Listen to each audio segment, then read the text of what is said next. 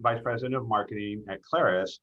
She was sort of like a bit of a James Bond character. She kind of had to fly in on a parachute and land on a moving train about 5 minutes before Claris Engage hit. So, you know, the juggling of chainsaws, I think, became pretty eminent and so forth. She's been in the community for a bit now, and of course, with COVID and so forth, it's a little bit hard to see what she's doing. But I've had a number of conversations with Britta, and again, with a long history of marketing at Claris/FileMaker, I got to say I'm incredibly impressed with the questions she's asking and the directions she's trying to steer this course. So I think she's going to be fantastic. Andy, I don't want to talk too much about. We know him. If there's a Venn diagram of developer and technology and marketing speak and how does FileMaker fit in the world, Andy stands in the center of that. He has a unique ability to kind of tie all those worlds together. So in any event, we are, I told Britta, I was talking with her the other day, we're a very spirited group of people here. We're very passionate about the platform, and we're very interested in what the folks up in North are doing. But let's try to keep this very respectful. Let's be very thankful that they're dedicating this time to us, because I think it's going to be a lot of really good revelations to everybody. So without further ado, Britta and Andy, thank you. Thank you, David. So I asked Andrew to share some slides, and we have prepared a few slides, really not too many, and mostly to give some visual backbone to what we're trying to convey to you today, which is sort of like our progress on the marketing front and what we're doing there. You are skipping ahead, Andrew. But fundamentally, we're glad to be in the house with you today. And thank you, David, for the invitation. And thank you so much for having us. I have not had the opportunity to meet all of you before, and it's great to be here and start building these relationships. So I'm very grateful for the opportunity. So today, from our perspective, and this is kind of what I discussed with David ahead of time, to me, this is about sharing a little bit such that you can understand what we're doing on the marketing side and what we're generally doing on the business side. But because I'm here, it's going to be a little bit like geared towards the marketing side. And we also have Andrew here, so he can fill in a lot of gaps. But the idea is really to basically share with you what we're kind of working on, how we're thinking about things. Hopefully, we will be able to address some concerns and then chat about it. So for me, it's really the most beneficial when we have interaction. Like, I'm not trying to dump a lot of slides on you. I'm more interested in kind of getting you an update on where we are, but having that discussion and see what works for you. Are we thinking about this the right way? And just really inviting this dialogue. So that's kind of what I'm here for. Okay. And with that said, as an icebreaker, so my team developed this for me a couple of communications meetings ago, which was really about when we talked to the whole Claris team about our values and what we're doing, and I was still pretty new to this. And so my team pretty much took this off and developed this, but I want to just talk about this real quick. So we are, so I'm, a newly hired female executive on the team. And so I interact a lot with Brad and Srini and Peter and Ryan and folks. And I found that I'm so welcomed, and I do believe that I'm providing sometimes a little bit of a different perspective. And sometimes I get shaken up a little bit. And I told Brett, I'm like, I'm going to put my crown back on. I'm going to keep marching on. That's what I do. And it's interesting because as Andrew and I started working together more closely, he also started putting me into certain situations, pulling me into meetings and decision making. And I have since developed this nickname, which is like the hammer. So every now and then I get pulled in and they're like, we need the hammer. And then I know that I need to do something. So I thought that was worth sharing. So yeah, and while this is all fun, it's really true. Like I have super low patience levels with everything, with bad applications, with bad user experiences, and with all of that, which actually makes sure that whenever I'm involved in application building and development and experience building and development, they tend to be really good just because I have no patience.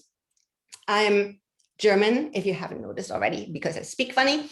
I moved here back in 1996, so it's been 24 years going into 25, and still haven't lost that accent. I wonder if I ever lose it. I think I won't. But it's been a fantastic experience for me to come over here. And at the time, I wanted to like experience the Silicon Valley. And I remember when I first came here, I was trying to find an internship place, and I was driving around in this little rental car all through California and through the Silicon Valley, through South Los Angeles, which at the time was not a really good area. I don't know how it is now, but I remember scrolling down the window and asking people to show me on the map where I was, because we didn't have handies at the time. So all good now, all worked out. They tell me I have a lot of confidence, but that doesn't mean I don't want to learn. Like I believe that my confidence is really fueled by my interactions and being able to engage with others and learn. So this is why I love working with Andrew and some other team members that have been here for a long time. This is why I love engaging with you. This is why I love my conversations with David, because I learned so much, and it's absolutely fantastic for me. And then they gave me this attribute of Schlagkraft, which is a German term, and literally translated, it would be like the power of the impact, you know. But it also has something to do with being quick, being on your feet, thinking on your feet, that kind of thing, and having more of that, not just within the Claris team, but also within our community, where we can go out there to the market and be confident and reliant on who we are in the market and what we do. I think that's a great theme for all of us to have. We also have such a chart for Andrew. Andrew, do you want to talk about this a little bit? I feel special because I just got this today. Britta's had hers for a while, and I've been a little jealous. Well, I had it made for you. You did. Thank you so much. I appreciate it. Yeah, you know, I think I know so many of you. It's just great to be here today. I guess for my part, you may not know that I am absolutely not a handy person around the house. I'm fortunate to have married somebody who is very handy, but like when it comes to painting, fixing doorknobs, whatever, I'm not your guy. And I don't know why I have this reputation for fast talking, but I'm going to own it and do my best today to stay on pace. I have only had 2 cups of coffee, so hopefully we'll be good. And then, you know, I love what I do. I'm really, you know, being in marketing with Britta this year is awesome. I really enjoy working with her. I respect her a lot. She's bringing new ideas and energy to the company that are long overdue, and I think you'll see that reflected as we move forward. And you know, I've done almost every job you can do at Claris, short of being one of the developers of the platform, right? And so kind of tackling some new things and learning this year has been a lot of fun. So I just really enjoy it, and really happy to be here with you all again, because it's you know, you all know that I've been living out of suitcases for the last 20 years, right? And since February 14th last year, I've not been on an airplane. So it's I miss you guys, right? It's great to get together. So I'm happy that we have this this time. I would like to add like this posture. Can you just do the posture? Because you do this with me all the time when I talk to you. That's it. Yeah, so it's so you. Anyway, thank you for giving us an opportunity to just take a few minutes to introduce ourselves. And yeah, so I came to Claris in late April of 2020. So the pandemic had just hit. I've been interviewing since January, pretty much with Brett and team. And then everything changed, right? And everything shut down. I believe I was the last live interview, like in-person interview that they had at the Wedge, which by the way is a building that I love, and I know many of you know, and you know, we're moving into a new building, and I'm kind of so sad that I never really experienced it in full swing, you know. I feel really sad about that, but I'm very positive about making new memories and even better ones as we're moving into the new building and once we're through with this pandemic. But I came here in April of last year, and already for quite some time, like several years, the no-code and low-code area and industry had been booming, right? And I captured a few of the headlines here, but people are talking about this is disruptive. This is even in light of COVID, potentially even fueled by COVID, it's going to be a big priority for lots of businesses, big and small, to make sure that they build their custom applications in a way that is different from traditional application development, which takes a long time, which takes a lot of effort and resources, and is costly and time intensive. And I also love how they are talking about how it's going to or was going to impact entrepreneurship, right? So Gartner here said that 65% of app development will all be done using low-code platforms. Anyway, you know these numbers, and you know these ideas, and this is kind of like this booming market that I was entering as I was joining Claris, and where I felt Claris was playing. And at the same time, though, what I found when I came here is I heard more and more, and you can go to the next slide, Andrew, but I heard more and more that Claris, while perceived to be the leader in this category, and so many of you tell me this all the time, and I hear that so much, like, we have the best platform in the market, and all of these newcomers that, you know, are trying to jump on the bandwagon, they cannot even start to compete with the solidity and the security and the scalability that a Claris FileMaker would provide. And yet it seemed that we didn't have a presence in the marketplace that would really promote that sort of, here we are and we are the best in the industry type of position, right? So I found that myself. I heard it from so many of you. I heard it internally, I heard it externally throughout the community. And so everybody would describe it to me as, we are the best kept secret. And so my mission was really designed based on that, and became to sort of reveal that secret to the market and make sure that people know. And it may not be right for everybody, but it may be right for a lot more people than we currently reach. So on the next slide, you sort of see, and I hate, you know, I don't want to like be too marketing theoretical with you at all, but I felt that this was actually a really good representation of and a summary of how we are attacking this whole revealing the secret thing. Because when I came to Claris, there were a lot of needs on all of these levels. And what this is, it's like a funnel, right? And the funnel talks about the various stages of engagement of somebody with us as a brand and with us as a product and platform.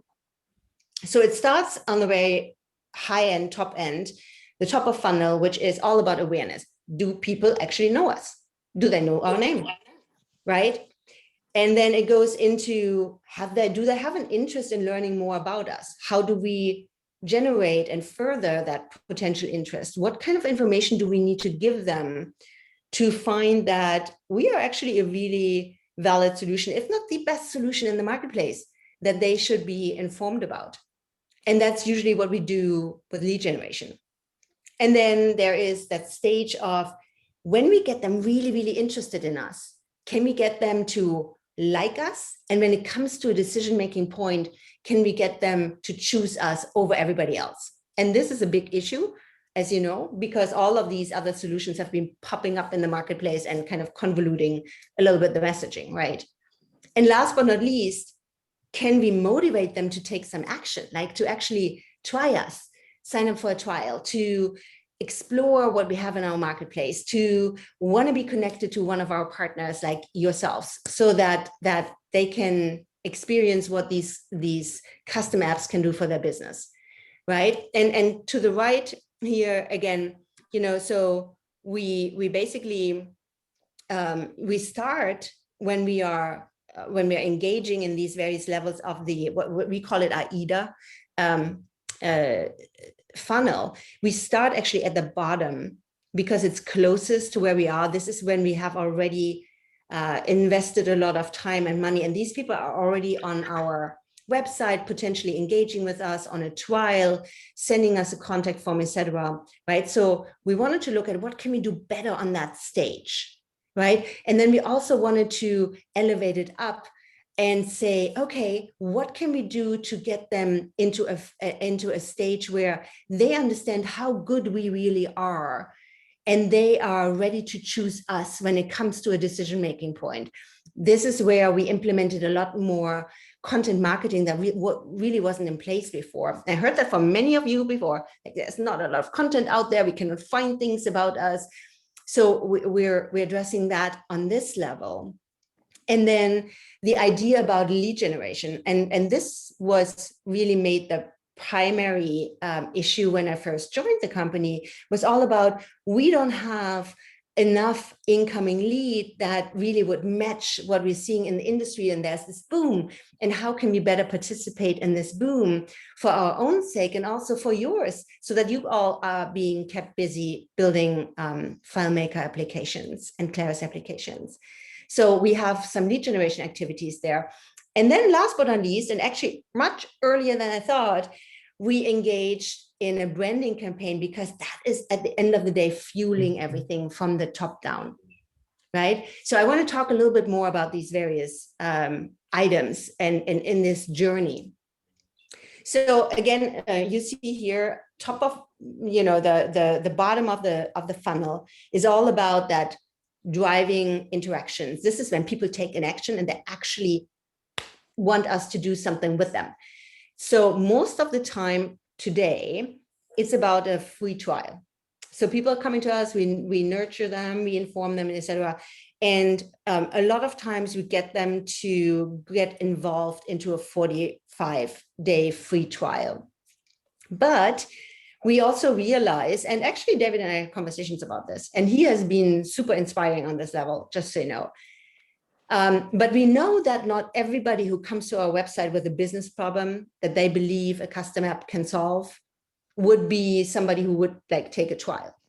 I mean, if you look at me, for instance, I got a lot of business problems to solve, believe that. So just last week, I was like, I need a calendar that takes all of my Jira stuff and puts it into a different viewpoint so that we can actually see on a calendared version all of the different projects that we have on the board, because we are overcommitting ourselves on so many levels. And how do we manage that better, right?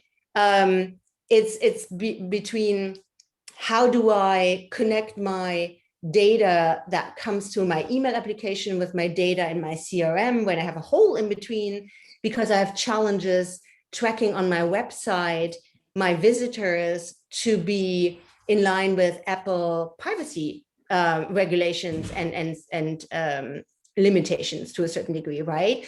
So there's a lot of things that are very, very, very unique to Claris that I'm discovering that I need to solve, and sooner is better.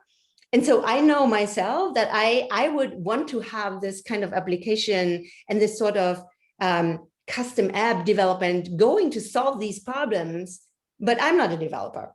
Hands down, I'm not a developer. And I would probably not want to even go through that trial. And even if the trial was the prettiest and the drag and drop and whatever not, I would probably not really be interested in doing that trial myself. I may send somebody, like I actually have people on the team that are, that would go and try it out and do this kinds of things, but it's not me, right? And so what that means is that there is a certain persona that would go for that trial and want to play around with it, and we want to be there and enable that. And at the same time, we have other people like me potentially that say, you know what, I just really want to contact them and speak with them and kind of figure out, is this right for me? Potentially, I don't even want to build this myself, but if one of our key parts of our value proposition is that we have this vast network of partners and skilled and certified developers like you guys are, then maybe I just want to end up finding the right partner to build something for me, right? Maybe it's about, if I am a developer and I'm like early in my career, or if I'm, forced or otherwise interested in a career change, and COVID did a lot, right? But otherwise I might be just looking into becoming a developer, and we have a great academy, and maybe I would just want to sign up for the academy.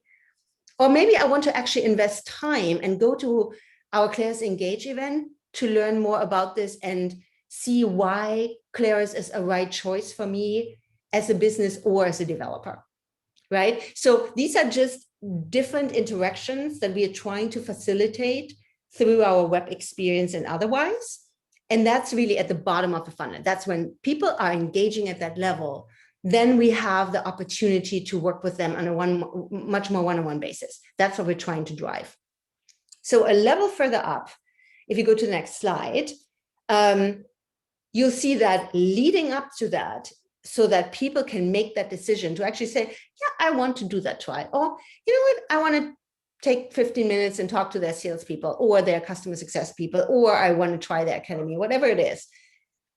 It will not happen unless we have a chain of information flow going out towards them that ideally informs people about who we are, what we do, and we allow them to interact with this content in a way that they can tell us what they liked, what they didn't like, and what they want to hear more about. And we do this via our emails when people sign up for our email updates, right? Or when they sign up for a trial and they get email updates. We have a newly launched newsletter. I didn't know we didn't have a newsletter. Now we're going to have a newsletter, and you see here it's not even populated yet. That's how brand new it is. But that's going to come out soon. And then there's also a lot of our social media outreach. You can see here, see what Brett said there about this, David, there, see it.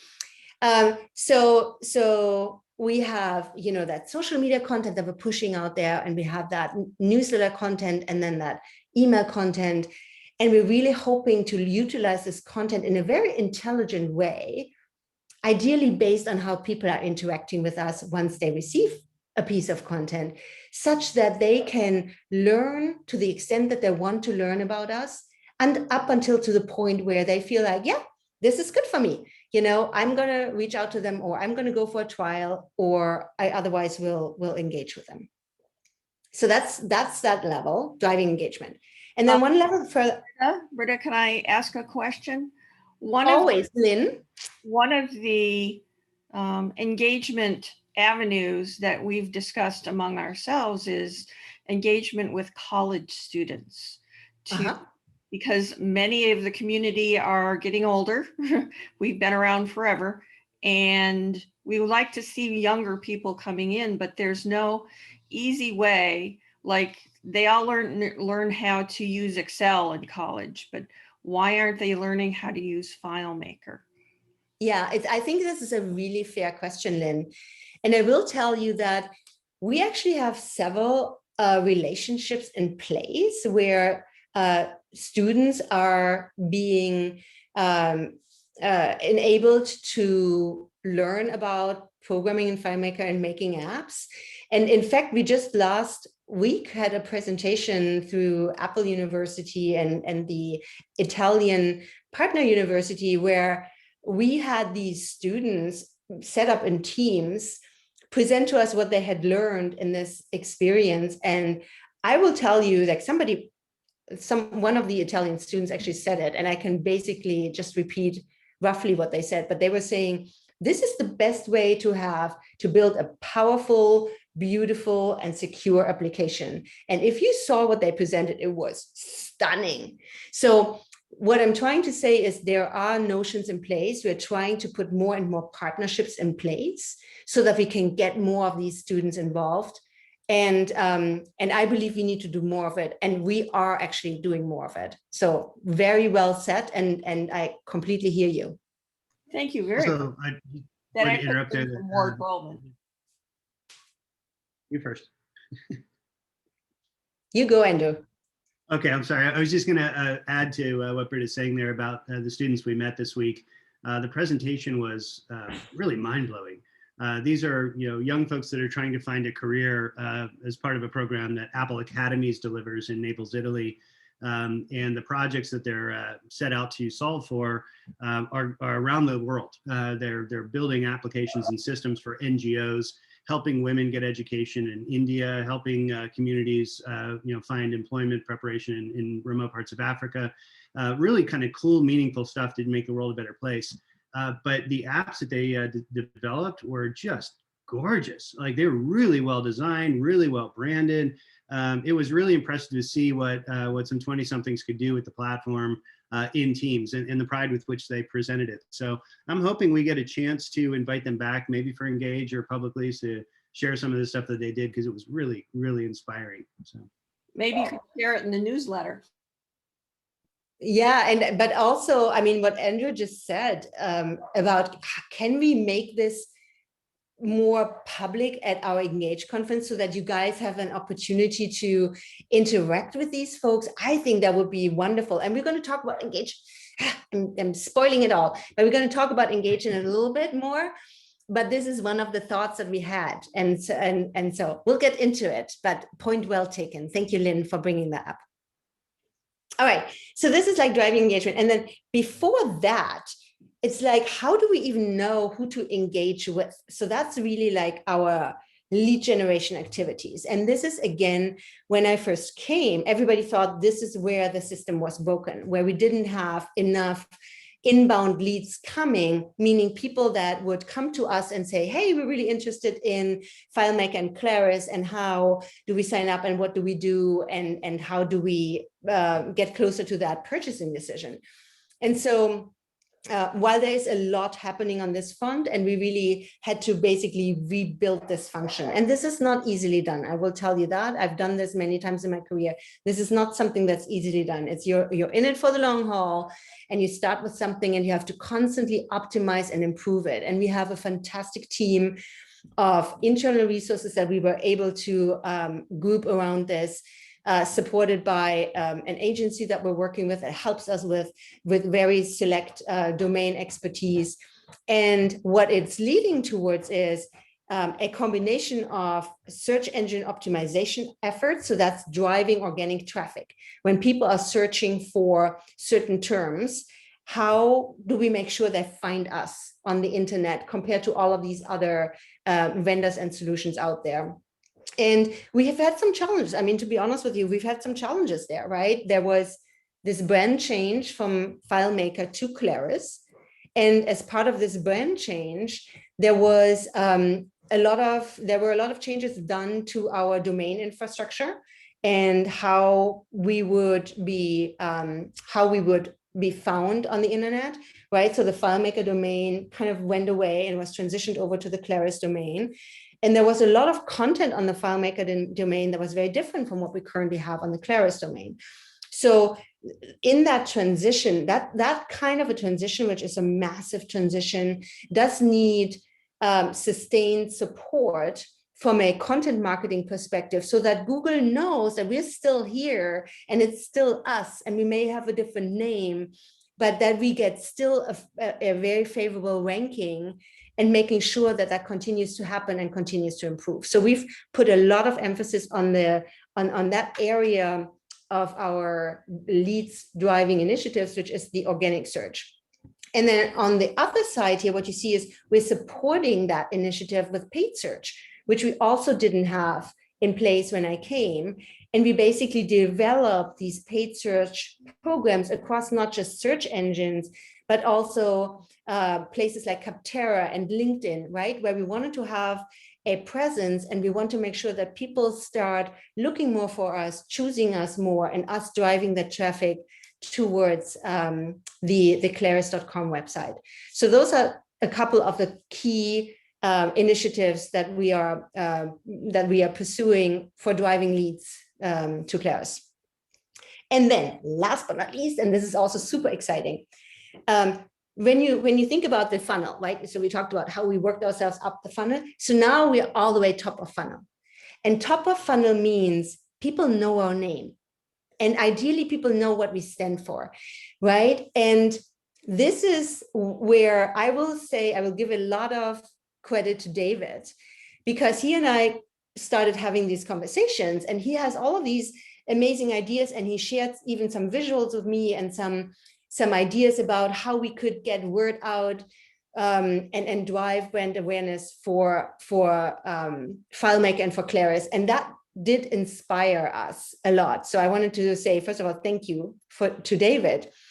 And you may think, when you talk about Claris brand awareness, why am I looking at a diving dog with a ball in his mouth?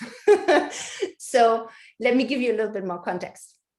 So on the next slide, you'll see that how this diving little dog is put in context here in an ad. And we went, and I will tell you, we went through a fast and furious, because we're agile, but very thorough and iterative process of developing ads. We actually started out with some mood boarding, so requirements gathering, some mood boarding, and then we had 4 concepts to choose from, which are really fun, and I'm happy to also share with you at some point.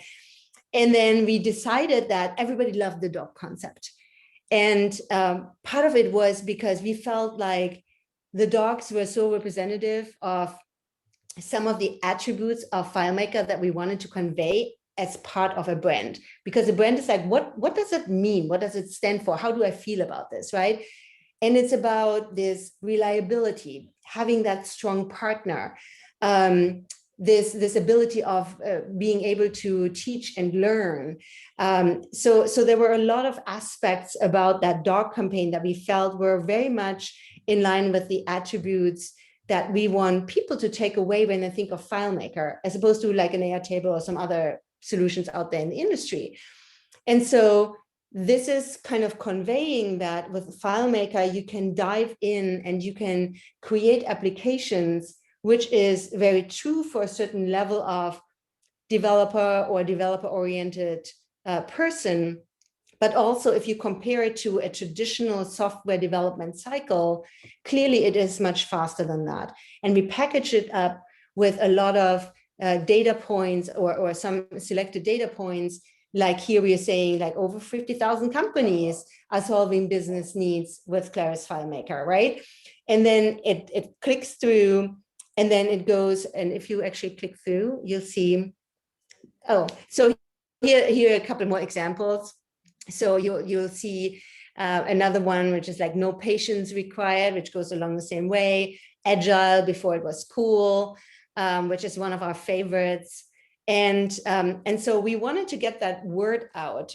And you have to imagine this ad, which is a display ad, which would sit on a tech publication, let's say VentureBeat, right? And so on VentureBeat, we have technologists reading this, but we also have business people reading it. Like I read it all the time, right? And it's unexpected to find that kind of ad, but it's hard to not like it, And so just from a perspective of if the goal is for people to have heard the name Claris and to have heard the name FileMaker, ideally in a contextual environment where they're reading up and low code and no code and related content, that is what we thought was like a promising beginning.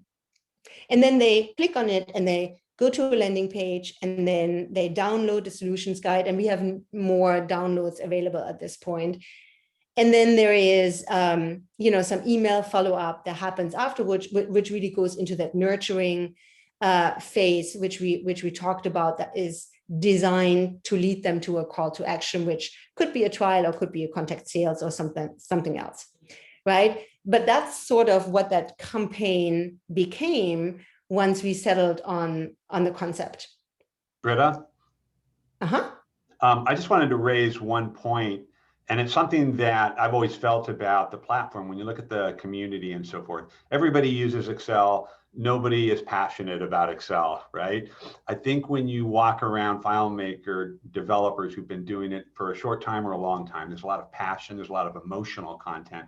One of the things that I've always felt that is an untapped resource for FileMaker. A lot of technical people may look at this and go, why are we talking about dogs? It's an emotional, it's a warmth, it's a good feeling thing. And the emotional impact of FileMaker is why we have such big and invigorating groups like FMDiSC and Engage and so forth. It's because there's a lot of passion, there's a lot of warmth, there's a lot of emotion. And I don't think that's something you have to lean away from in a technology company. I think it's a strength that FileMaker can execute that other companies just simply can't. They don't have that emotional connection to their product like you guys do. So I think this is a really fun way, and it's one of many approaches that you guys can take, but I think it's a really fun way to get people to think about the emotional aspect of this platform. Thank you, David. And yes, this is when you're building a brand. This is what you're trying to do, right? You're trying to create that emotional connection with somebody that they feel towards your brand, so that they can reach a stage of likability, right? At the end of the day, this is a human decision-making process, and that's what it's based on. So I believe this does create that emotional reaction. I'm not saying this is perfect. We keep iterating on it. And if you go to the next slide, I think we have an example even of that. Yeah, this is like the latest one that we iterated on, and we just launched in February, which is really playing with words. And this one is more about low code, and we want to see how that resonates. And it's also about, it lets you run with the big dogs. Again, it's a little bit of a wordplay. It may mean we can enable a small business to have a powerful app that lets them compete with much larger businesses. It could also be, it's like, yeah, we're Claris, but we're part of Apple, and we are playing with the big ones like the Microsofts of this world, right? So there's a little bit of a wordplay going on here as well. And you will see initially when we looked at this, it was actually the big dog leading the small dog, and we were kind of turning it around. I think it's more powerful even this way. But that's an iteration based on feedback that we've become, and we're trying out these things, and we continue to iterate. And just so you know, like on a personal note, if I may throw this in, I'm actually a cat owner. So cats are also proven to create emotional connections. Believe me, I have one. She does. Andrew knows her quite well already. So I'm not saying we stay with dogs. I'm not saying we're not doing cats. I'm not saying we will always be on this pet trail. We have at least 3 more concepts that were completely different, that were developed, that we are exploring, and we will be rolling out. Of course, everything has a certain, time frame and window of effort, etc. But I was thrilled with the creative energy that was released there. And honestly, this is why I'm saying this. David kind of sparked it. So I have so that's kind of questions. I just wanted to call before we move forward too, Britta, that when we started doing this and surfaced it on the community, a lot of questions immediately come back about like how is this driving leads? Like, what is this doing to sell the platform, right? And it was kind of clear that there wasn't just an understanding of what Britta's talking about here, which is top of funnel awareness campaigning, right? This is the equivalent of, we all know the Gecko, we all know Flow from Progressive, we all know, the jingle from Farmers Insurance, right? And none of us are going to buy those things, but we know those brands, at least in the States, we know them really well. And brand campaigning at that level is not something that we've done effectively over the last 20 years. So when Britta started leading the charge on this one, we're pretty fired up about it, right? It's important that we get the word out. And I think, Britta, I don't know if we have numbers that we can share, but the response to this so far, we're measuring impressions in the millions, and it's really solid. Yes. Am I right there? Yes, that's absolutely right. And so, and I wanted to add to this real quick that before you will hopefully, as we get to know each other better, but I'm actually a fairly thoughtful person. And before we jumped into this, even though I was excited, and then when I get excited, I kind of really want to make things happen. But I investigated and researched previous brand campaigns that had happened. And I know that there was some frustration with some of those, right? So partially because they were created almost like in Asylum, where the marketing team would create something and then all of a sudden it was out there and it would not be to everybody's liking. And people were unclear about what it was really. An asylum. That might have been a great Freudian slip. But it was basically all of a sudden there were these campaigns out there. Nobody really knew about them. It was not a particularly collaborative process. And we've shared this. I've shared this in various at various opportunities with groups of the community, even in the making and continuously so, because it's never done, right? Like, I'm interested now in your feedback, and we actually have a partner group, I believe, that is capturing, it's on the partner community that captures feedback, and people are telling me things that they think work and things that they think doesn't work. And they also give me new ideas, and that's great, because that's what just fuels this creative process to keep iterating on it and making it better and better and better. Go ahead. Okay, we have a couple of questions. John Rosen asks, who exactly is the target market for these ads that you're showing? It's a really great question. So, and we're kind of exploring this a little bit, because fundamentally we are trying to get to people that are new to the low-code development platform environment and don't know Claris yet. So ideally, it would be people that are net new to Claris. And then it could be, so initially, most of our efforts were around developers of certain stages, like low-code developers or people with development, general development ability that wanted to build a career becoming a developer. But I think that there's a much greater opportunity to talk to people that are more like me, in the position of owning a business function and needing custom app development to solve something. Like I talked to you about the calendar that I need to have built, right? So by going to tech titles that are being frequented and consumed by both technologists as well as business people of various levels, I believe we're casting a fairly wide net to see who reads this and who does that resonate with, and then creating follow-up paths that could actually be responsive to whatever we learn about the exact persona would be that next step that we're working on right now. But the idea is primarily it's about people new to Claris that are interested in this space or in this platform or in this capability. But it also, I will say that, and this is where the brand campaigns are so valuable, because it could also be hugely valuable for somebody who, like, if you are reselling this into somebody, if you need to tell a client, hey, we're using FileMaker, we're using Claris, and they know the name and they have a good idea in their head about who we are, and they have this perception of, hey, they seem likable, reliable, fun, have been here for a long time, I know some snippets about who they are, it might actually make your work easier as well as you're reselling and, Claris and FileMaker to a certain degree. Does it make sense? Absolutely. I'm going to say to the people who are sending comments and questions into the chat, if you don't get your question asked, please send it directly to Andy or to Britta afterwards. Christian Schmitz is pointing out that there are YouTube channels for various European FileMaker communities that haven't been updated in years. And is there a way you can use those channels to push out your message as well?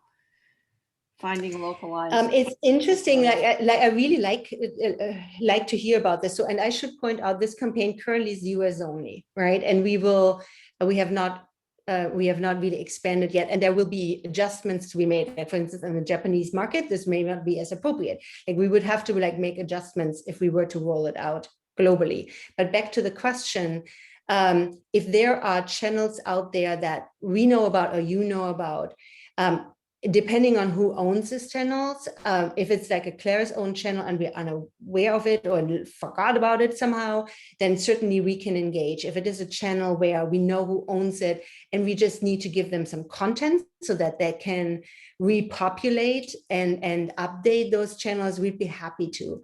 And on that note, also, one of the next series of ads that's coming out is actually one that we're going to make publicly available to all of our partners, where somebody like a David could go out there and co-brand this thing with Angel City data and put it out there as well, right? So we would love to use as many channels as possible, is what I'm trying to say. Thank you. What else? Oh, so this gets me also really excited. We have not really, this presentation generally is one that is shareable for you, and you can make that available post the event. We have not formally brought up an announcement for our Engage 2021 conference, so this is a little bit still early.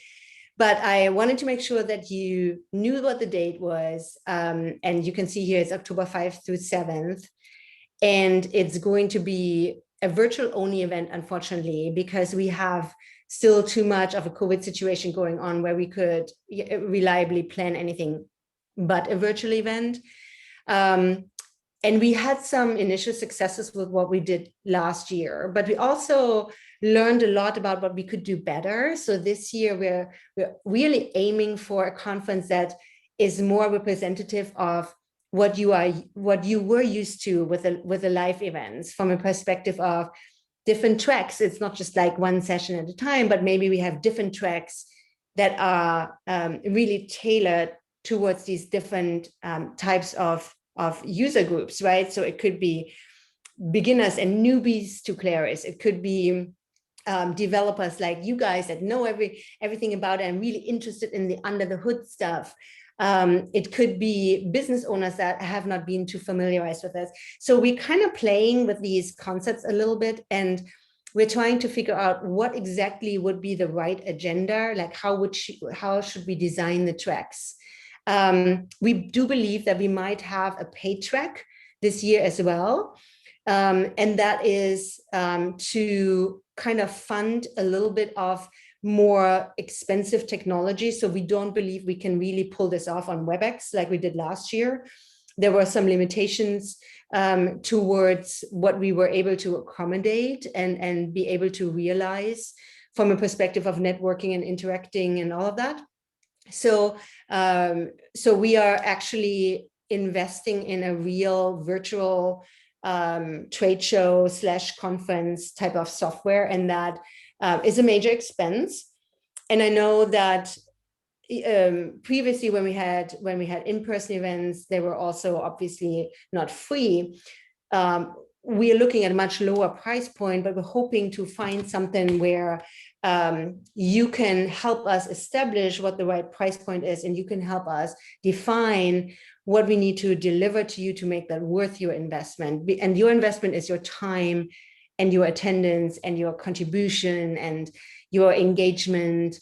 And of course, if you had to pay anything, that's an investment as well. So, so we have some ideas, and we haven't really shared them publicly yet, but we have created, you see this logo up there, we have created this community group, and I'm really stepping myself out there, and we've never done this before, but I said, why should not anybody in the community have a say in this?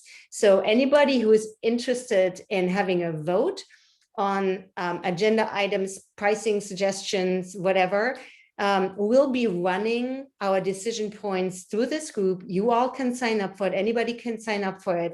And then you get invited to give us feedback as we make these decisions along the way. So this is something totally new. And I hope it will be something where we look back and we say, this was a great idea of really getting the community involved, but it is hopefully representative of what I believe is our deep desire to get this right for you and make sure that you don't feel like we're kind of putting something on top of you in terms of this is the content we want to talk about, but instead we're listening to you and hearing what you believe we should be talking about. So this is absolutely fresh and new this year. Andrew, anything you wanted to add to this? I'd add that, part of putting the community group out there is that, we know the success of the event is a mutual endeavor, right? Like this past year, obviously we did have limited resources. It was a free event. We had no budget to spend. We did a lot of webinars. And then I think it was Todd and a few others put together the public Slack, forum so that people could come together and chat. And we couldn't have done that. We couldn't have got the systems approval through Apple InfoSec to get it done in time. But the community came together and made that happen. And that was the best, man. I mean, I'm sitting there watching myself present, but chatting with people at the same time. And it was really amazing. And I think it also facilitated people's attendance in a huge way. I mean, people were coming in from Japan and Australia at midnight and sticking through till their 9 a.m. watching all the stuff and chatting with us. And it was so much fun. And it was so rewarding to have that dialogue. So, we know that the success of the event it's about us getting together. All else equal, we would do this in person, right? We want to be back together, but we can't. So we're going to try and up-level the event this year, provide a better, software foundation so that we can all collaborate and be together as virtually as we can. But yeah, as much as y'all have helped us in the past, we can make this year, 2021, a fantastic event, I think. So I'm really looking forward to it. I'm excited. Yeah, and we will be shaking it up a little bit. Like we have some ideas for content as well. Like we said, some of those student presentations were super impressive. I think it would spark a lot of interest and a lot of innovative thinking and hopefully a lot of interaction. So those are the kinds of things that we're trying to bring in. And again, there's more on that to come, but we're really trying to refresh it and make it all that it has ever been, but really also make sure that we reach some new audiences and new developers and people new to Claris in general. And with that said, it's time to chat, and that rhymes. So any additional questions or things that we can discuss with you? We're here for that. We had a few here. Let me get my camera going in the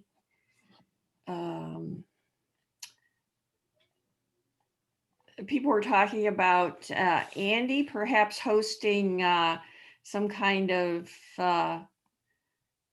webinars, or that you guys should host a kind of a hackathon with people designing in FileMaker. Right on. That seemed like a cool idea to me. Haven't we done that before? I thought when I came on, there was a hackathon going on. The older DevCons, there was some kind of, I don't remember exactly. We did do an exercise in Vegas a couple years back, right? Where we had sort of hackathon and invited people to join up in teams and build some solutions for local charities. Package. Nonprofits. Sorry, let me pause. Yeah, we had some nonprofit team breakouts, right, Andy, and sort of a little contest at the end. That was kind of fun. Yeah, that was for me one of my favorite DevCons in the 20 plus years that we've been doing it, because we sort of thematically landed on a lot of things at the same time, which all came back to one idea, that this community makes the world better, right? It was just that simple. I just landed on some customer stories that year that really went to working with NGOs and helping people that otherwise had no technology to have a better life. And then independently, our teams in marketing put together the idea of what we want to do with those not-for-profits. And I don't know, the spirit of that Engage or that DevCon stuck with me in a big way, because this community just really came together, and it's, I don't know, we're pretty special, I think. So Britta, do we want to do more hackathons was the question though, right? Britta and Andy, if I might say, having been to all of the conferences, DevCons, Engages, since the very first one, this is the single most important thing that we do the entire year, including, forgive me, Rick, rolling out versions of products in the platform. It is the glue that brings us together, that binds us together, that holds us together. It is the thing that links the company with the developer community, with the customer base, with the world. I'm very gratified to see these comments and to hear these comments that you've made today.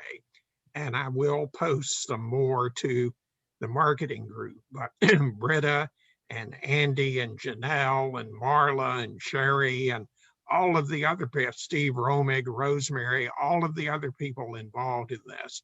This is the pinnacle. This is the key to our future and to our present.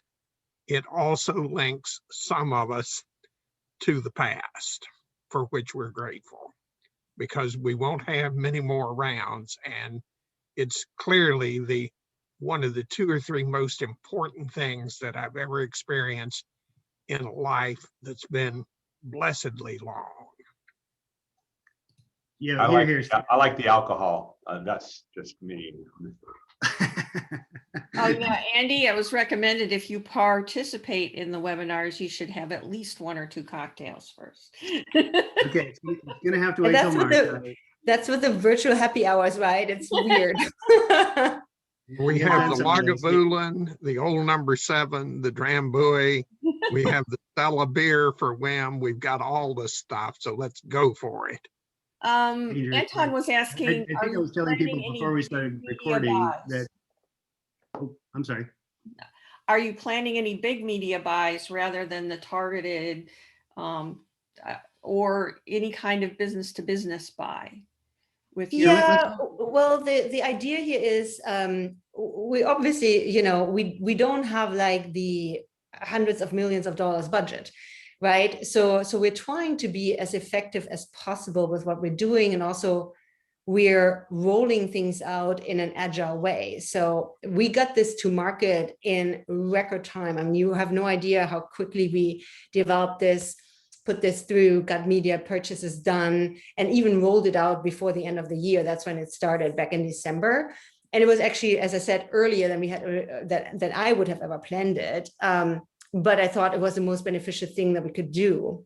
So we did. And yes, do we want to expand it? Of course. Do we want to understand what performs, where it performs, etc.? Yes. What I didn't want to do, and I tell you this quite honestly, is I've seen that with some of the previous brand work that was done, there was a huge production and it took a long time and it took millions of dollars. And then these ads, and in those cases, it was video ads, were launched, and then the results were mixed, and then they didn't produce the results that people had understood there to be, and they were looking at it from a leads perspective, when really a brand is not about lead gen. I mean, lead gen is further down the funnel, as you know, right? So this is about getting the word out, and it was not tested potentially sufficiently, but then they would discontinue the ad. And brand advertising is, we're in it for the long haul, right? So we're starting it out, we're kicking it out, we're optimizing it, we're running it, we're expanding it. And I don't want to exclude that we're ever going to be on the Wall Street Journal. It's possible. But I also want to say that we're not just doing the brand ads. We also are very active from a perspective of PR and AR and those kinds of things. So hopefully we can also have some of these outlets write about us, and get our name out that way. So it's not ever a singular effort. It's really part of a very comprehensive way of communicating. And some, but I will forward it on. I will forward that wish onto Brett, because I would love to do it. Britta, I'd just like to follow on with that a little bit and just say that I think the reason the question comes about is that a lot of the marketing seems to be towards especially historically has been about sort of bottom up, right? That viral kind of effect where somebody in the middle management of the company or even lower brings the product in and then it takes hold. And I think there's also a need to speak directly to the business owners, to speak to the decision makers at the top. And I don't know right now that I'm seeing that with, I mean, I love the stuff that you're doing, but I don't know that directly speaks to people who make those decisions. I can speak a bit to that. You know, when I did the little share voice session a number of months ago, where I was kind of talking about marketing channels and sales channels to the decision maker who is not a do-it-yourselfer, and some of the different personas. And I've spoken with Ryan McCann about that. I think there's a lot of focus on that. I've been seeing and hearing. I don't think we've seen a lot of execution all the way through to the end yet. But I think FileMaker, the product, has a number of paths to it that you can get to, whether it's I want to build my own stuff, or I hear great things about the platform, or I'm looking for a solution that's already built. But I think that there's a pretty good awareness within the company that selling just to the do-it-yourselfer is one approach, but CEOs, C-suite, IT executives, those people need to have a channel or a conversation that resonates with them as well. Yeah, there's a lot of nuance to this topic. I went to a Gartner CIO summit actually in Vegas a couple of years ago, and there was a lot of presentation happening and advocacy from Gartner itself, as well as from some companies that we would consider competitors. I think at the event, the audience is entirely CIOs and IT directors. And it was interesting to see some really powerful pitches coming from the analysts themselves and these vendors, and the reception there was not good. And this is 2 years ago, right? This is not ancient history, but people were not ready for low code.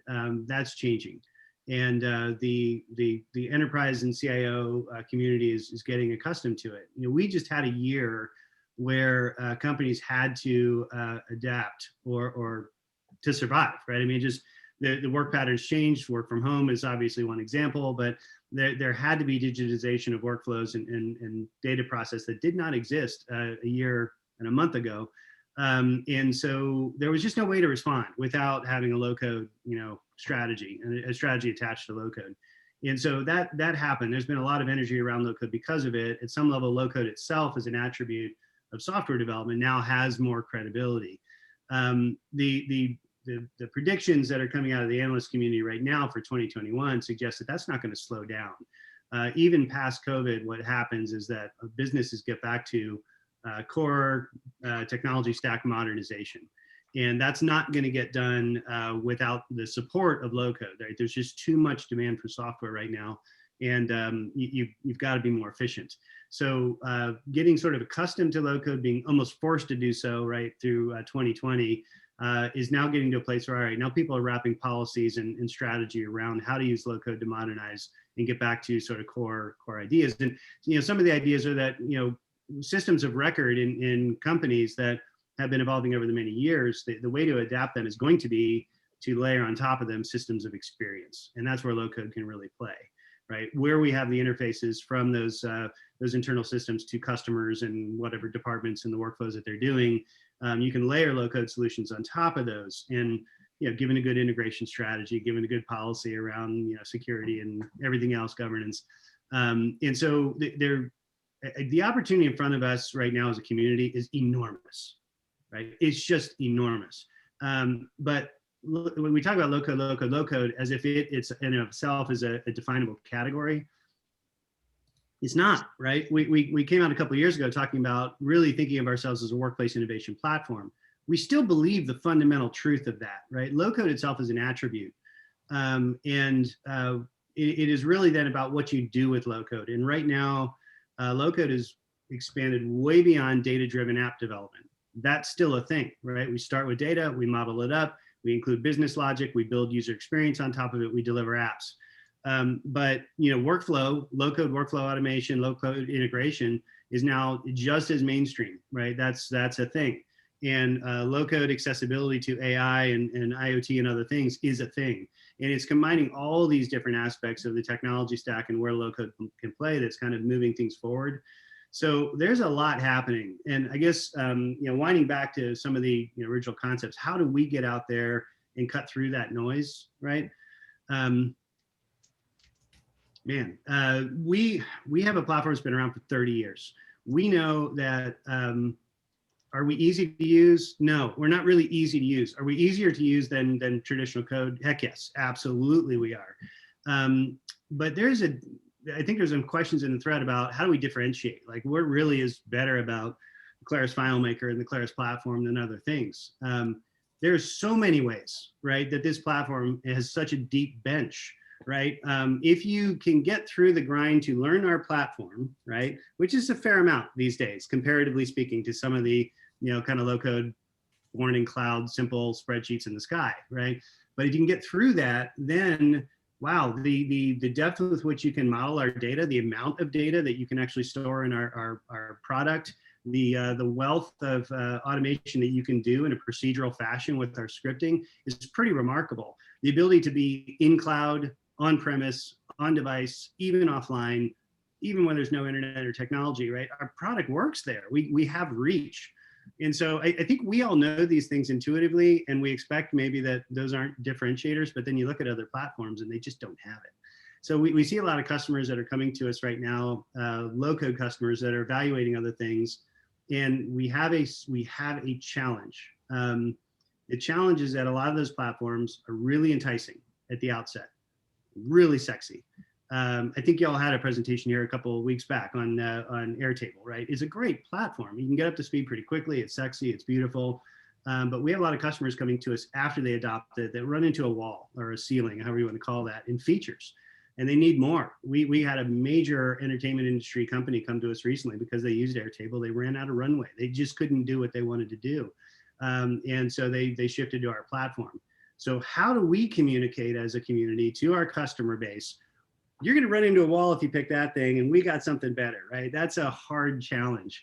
And then I'll throw in the other vector which came up here, which is I think what Dave was talking about. We don't have one customer. We have folks that are coming in to do, relatively simple things. We have IT diehards that really want to build really enterprise grade stuff, right? We have business owners that just want to know, like Britta was saying earlier, can I do what I want to do? So, our messaging, our positioning, our marketing, we're at a point where we're evaluating all of these things and prioritizing, like what are the best ways that we go to market and build journeys for these different personas to come in and get the best experience. I just covered a lot of ground. I can't even remember the question we started from, but I'm just saying that there is a lot on our table right now that we're thinking about to move forward. But the opportunity in front of us is extremely big, and with you all, with our community, we're really excited about where we're going. So, just Andy, one last thing, I would not discount the enterprise building, in FileMaker as a common thing, because I would say 90% of what we build for the channels that we're in are complete enterprise systems that then integrate with other technologies beyond that, like DocuSign and so forth. So I was going to piggyback on that, Bob. The one of the things that I think I know some of your clients, I know some of the successes we've seen recently. If you turn the clock back a few years, I think FileMaker largely was sort of a piggyback. You're using Oracle. We need these more nimble apps to work.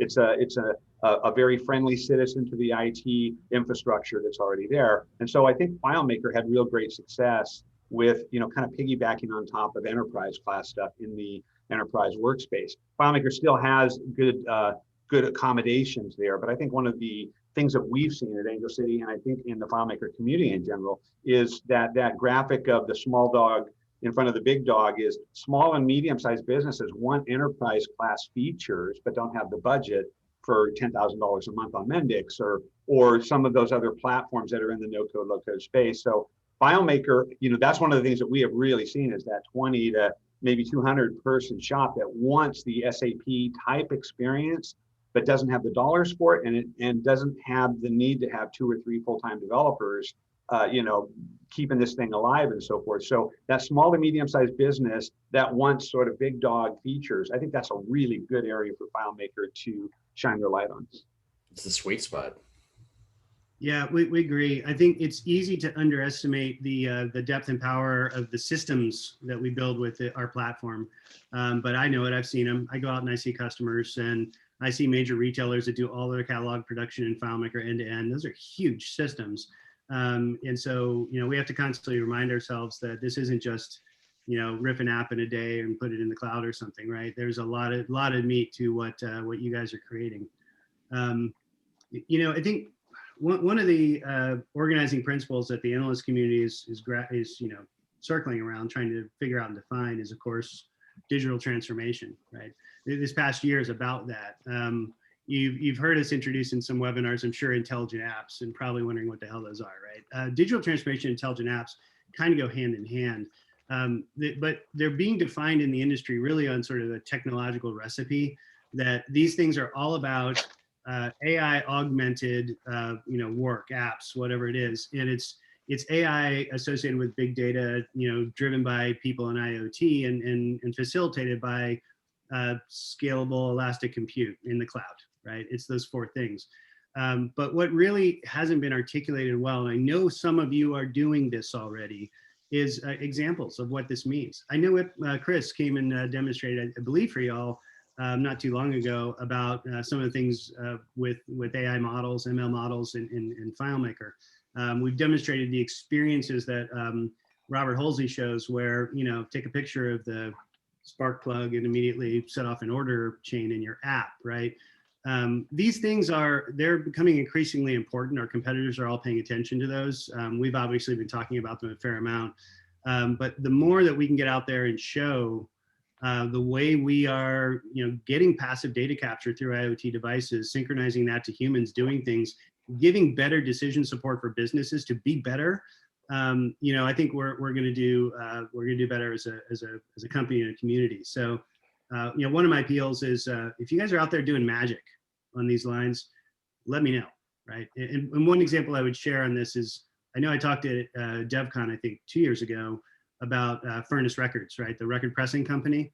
You know, after I did that presentation, we keep in touch, and they're a fantastic company. But this basic narrative of taking 40-year-old machines, attaching IoT devices, getting passive data capture from that, and they have since learned how to adjust the machine so they can double the output of those machines. They can literally press 2 times the number of records they used to be able to do, right? That's a massive transformation for their company by synthesizing IoT with what their humans are doing in the you know, the factory or whatever.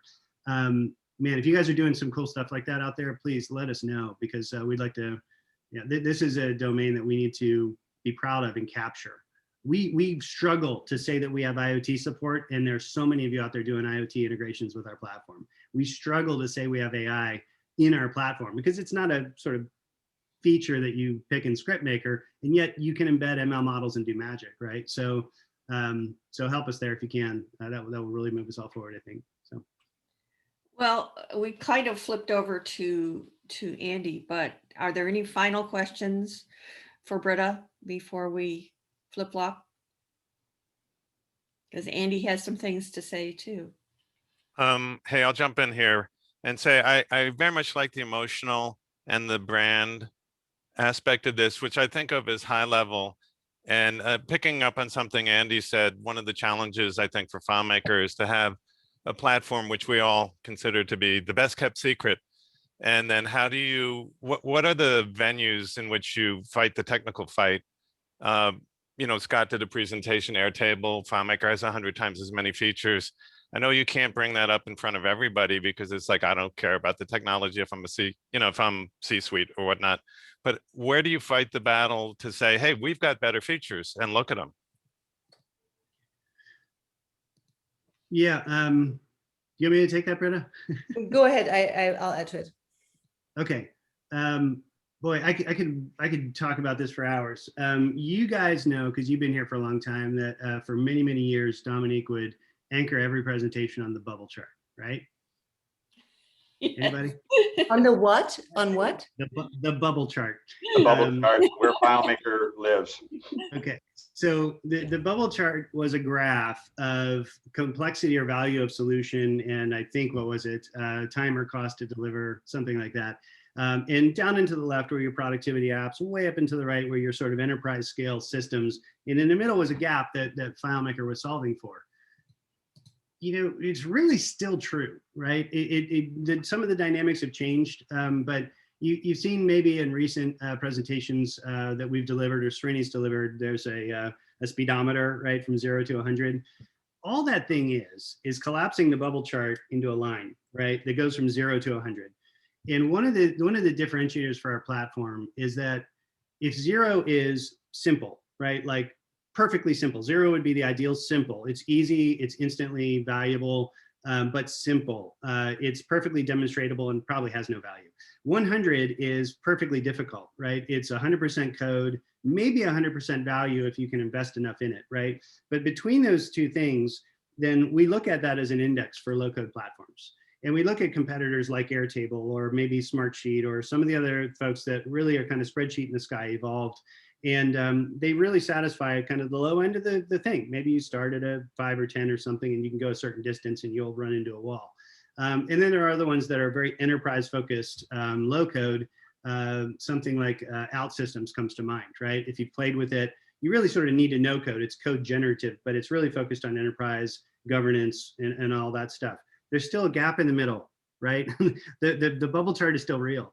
And we believe that right now we cross a large span. It just for abstract, whatever, you see it on Srini's speedometer from like 20 to 80. That 80 would be, I don't know, our good friend Todd Geist, right? Really good at FileMaker, but can code JavaScript all day long, loves to play with code. 20 would be, I don't know, give Britta a couple days with our Claris Academy, she'd be there, right? It's that new person who can come in, has a facility for data, is really good at stuff, but there's a sweet spot in the middle that I think a lot of us occupy. I would call myself a solid 40, right? I'm not going any higher, I don't care to, I'm a low coder. And I think when we talk about engaging our customer base, we have a challenge right now in introducing new people at the low end, right? And so we are there. So if we take this thesis that the market is blowing up, low code is expanding massively. We said earlier in this meeting that we want more young people in here, right? Where are they? We want to attract people at the low end, but we want to attract the right ones, the ones that have a propensity and interest to potentially become one of us, right in the middle, right? Get in the tribe, one of the 40s or 60s or however you want to call that. And so we have a lot of attention going on that right now. In terms of product direction, you guys are seeing things coming from us in an agile fashion. We're leaking out things about the quick app authoring experience, right? It's in Pro, it's in FileMaker Cloud now. We'll keep iterating on that with feedback from you. The whole point of that is to make it easier to get on board with our platform. And ultimately, when you run into a wall with it, we'll graduate you, right? We have the pro tools that we can all use. We are intensely interested in the first use trial experience. Britta mentioned that, right? We are going to make it better. Signing up for a trial with our platform, doing a download, that's a showstopper in itself for a lot of people. We will have a cloud trial using our new tool set to get that done more simply. And so we have a lot of attention there. It's not because we're giving up on core FileMaker. It is entirely focused on getting more people into this community, right? Which is really what is driving our total economic value, right? You and us and everybody. So I just wanted to sort of surface that today for some thought, and I would love any feedback as we're moving forward on that from you all. I don't want everybody having the impression that, Claris guys are done with FileMaker, they're coming up with some new thing or whatever. That's not it, right? We need a better, simpler way to get into the platform. Zero config, zero code, right? And that's what we're doing there. And I think it's going to be pretty cool. Some of us might find it useful. And then a way to get that person when they need more power into core FileMaker and with the Pro Tools. Does that make sense? That insight itself is so valuable to us because often in the past, we haven't had a clue as to what's going on inside the people at Claris or FileMaker. That, there's been a lot of what were they thinking right conversations. So may I just add one thing to this, because everything that Andrew just said, I just want to say, we still realize though that there is a group of people that even if it is like a drag and drop type of environment, that this is not them, right? And they may not want to do that. And so we need to find different ways for them to engage with Claris, to learn about, is there something that has already been built that they can buy, potentially customize? Is there something that they can have built through folks like you guys? And that is something that is currently, in my opinion, underrepresented. But when it comes to a lot of decision makers, they are not necessarily as interested in the feature level, right? A lot of times the feature level is something they have somebody evaluate that. And they look at their criteria and all of that. But it is also about recognizing that not everybody is going to want to do it themselves, right? And making sure that we open up to those buyers that are on that side of the spectrum.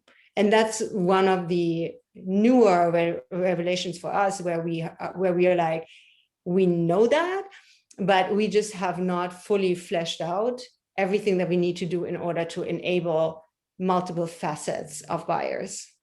Right. There's huge vertical market opportunities Yes. that are going Yes. untapped. And on the verticals, so on the verticals, if you talk about verticals as in industry verticals, right, we've actually started experimenting with that. And we kind of looked at what are the type of verticals where we see a lot of attraction, where we see a lot of successes, and where we believe that people, if they see these examples, will start thinking, oh my God, this is something that I could use as well, right? And it's really hard, I will tell you, when I first started here and I asked some of the Claris staff, I said, so what can people build with this? What do they build with it? And they say, you can build anything and it can solve anything. And while I love it, that's just such a hard value proposition to solve, because people need something to relate to, right? Because otherwise it's too vague. And so what we're trying to do right now, just as an example, is that, what we're doing on the search campaign, for instance, is we're going after selected verticals, like industry verticals, and they include education, healthcare, manufacturing, these kinds of things. But then we are layering it with a secondary approach that goes after use cases, which would be contact management or inventory management, those kinds of things. And we're trying to figure out, where can we find that spectrum, right? Where people are like, oh yes, this is something that's of interest to me as well. So we are actively actually testing campaigns. And just so you know, like, we have at any given point of time, at this point already, more than 20 active campaigns in place. And we're launching probably another 15 to 20 over the course of the next 2 to 3 months. Wow. And that's what those CEOs and I'm really glad to hear you say that, because that's what those CEOs care about, is they care about the endpoint.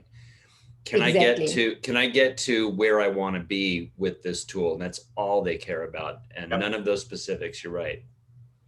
Yeah, I have a question for Britta in regards, if your goal is brand awareness, and you have this whole social media share of voice, which I think is really low for Claris. There's this whole ecosystem out there of podcasters and influencers and people who review tools and stuff like that. And I would say you have a racehorse in the stable right now. You have an Andy LeCates, who is arguably the most compelling advocate for the platform, who, if I was his boss, I would have him on podcasts, 4 or 5 booked a day, going, go out there and tell them cool stuff and spread the word, because all these other people have their own audiences that we're probably not reaching. And the stuff that you've been describing seems very traditional to me. It's regular advertising channels, and it's arguably a lot more expensive than having Andy go sit with an influencer and say, let's talk about what we can do here, and let me show you some things. And I think leveraging people who have aligned goals, they have airtime to fill and they want to look at cool things. And so if you can, take that problem they have and solve it with, some whiz bang artistry from an Andy, then why not do something like that? And it has the benefit of, being leveraged and low cost. So I think that's an excellent question, Chris. Thank you so much for asking that. My short answer would be, I don't think it's either or, right?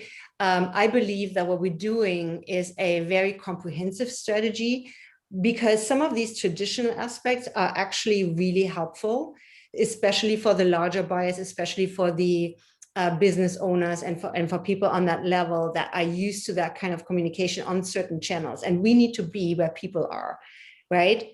But to your point, I completely understand that there are a lot of channels out there. And I believe I said that the first time I engaged, but when I first joined, just hearing from all of our global partners and people somehow affiliated with us, through LinkedIn, I was almost like inundated with all of these messages. And that's the challenge about it. There are so many of them, and I only have one Andrew. I refer to him as my Andrew, by the way, internally. So, so I can only. My wife is a little nervous, I got to tell you. He makes a fine houseboy. But this is, but it's like, you know, I need him for so much stuff. And believe it or not, we're actually a fairly small marketing team. And I need to be really considerate about where I'm deploying him, right? So when I spend an hour and a half with him here, that's a really expensive meeting for us. And we're doing this because we feel like this is exactly the right point for us to spend this time and make this investment, right? But when it comes to all of these blogs and podcasts and all of this, we want to get involved in as many of them, but we also need to find a way where we can multiply the Andrew. And we need to develop more spokespeople from within Claris, but also from within the community that can speak on our behalf, so that it's not all on the shoulders of this man that I completely admire, right?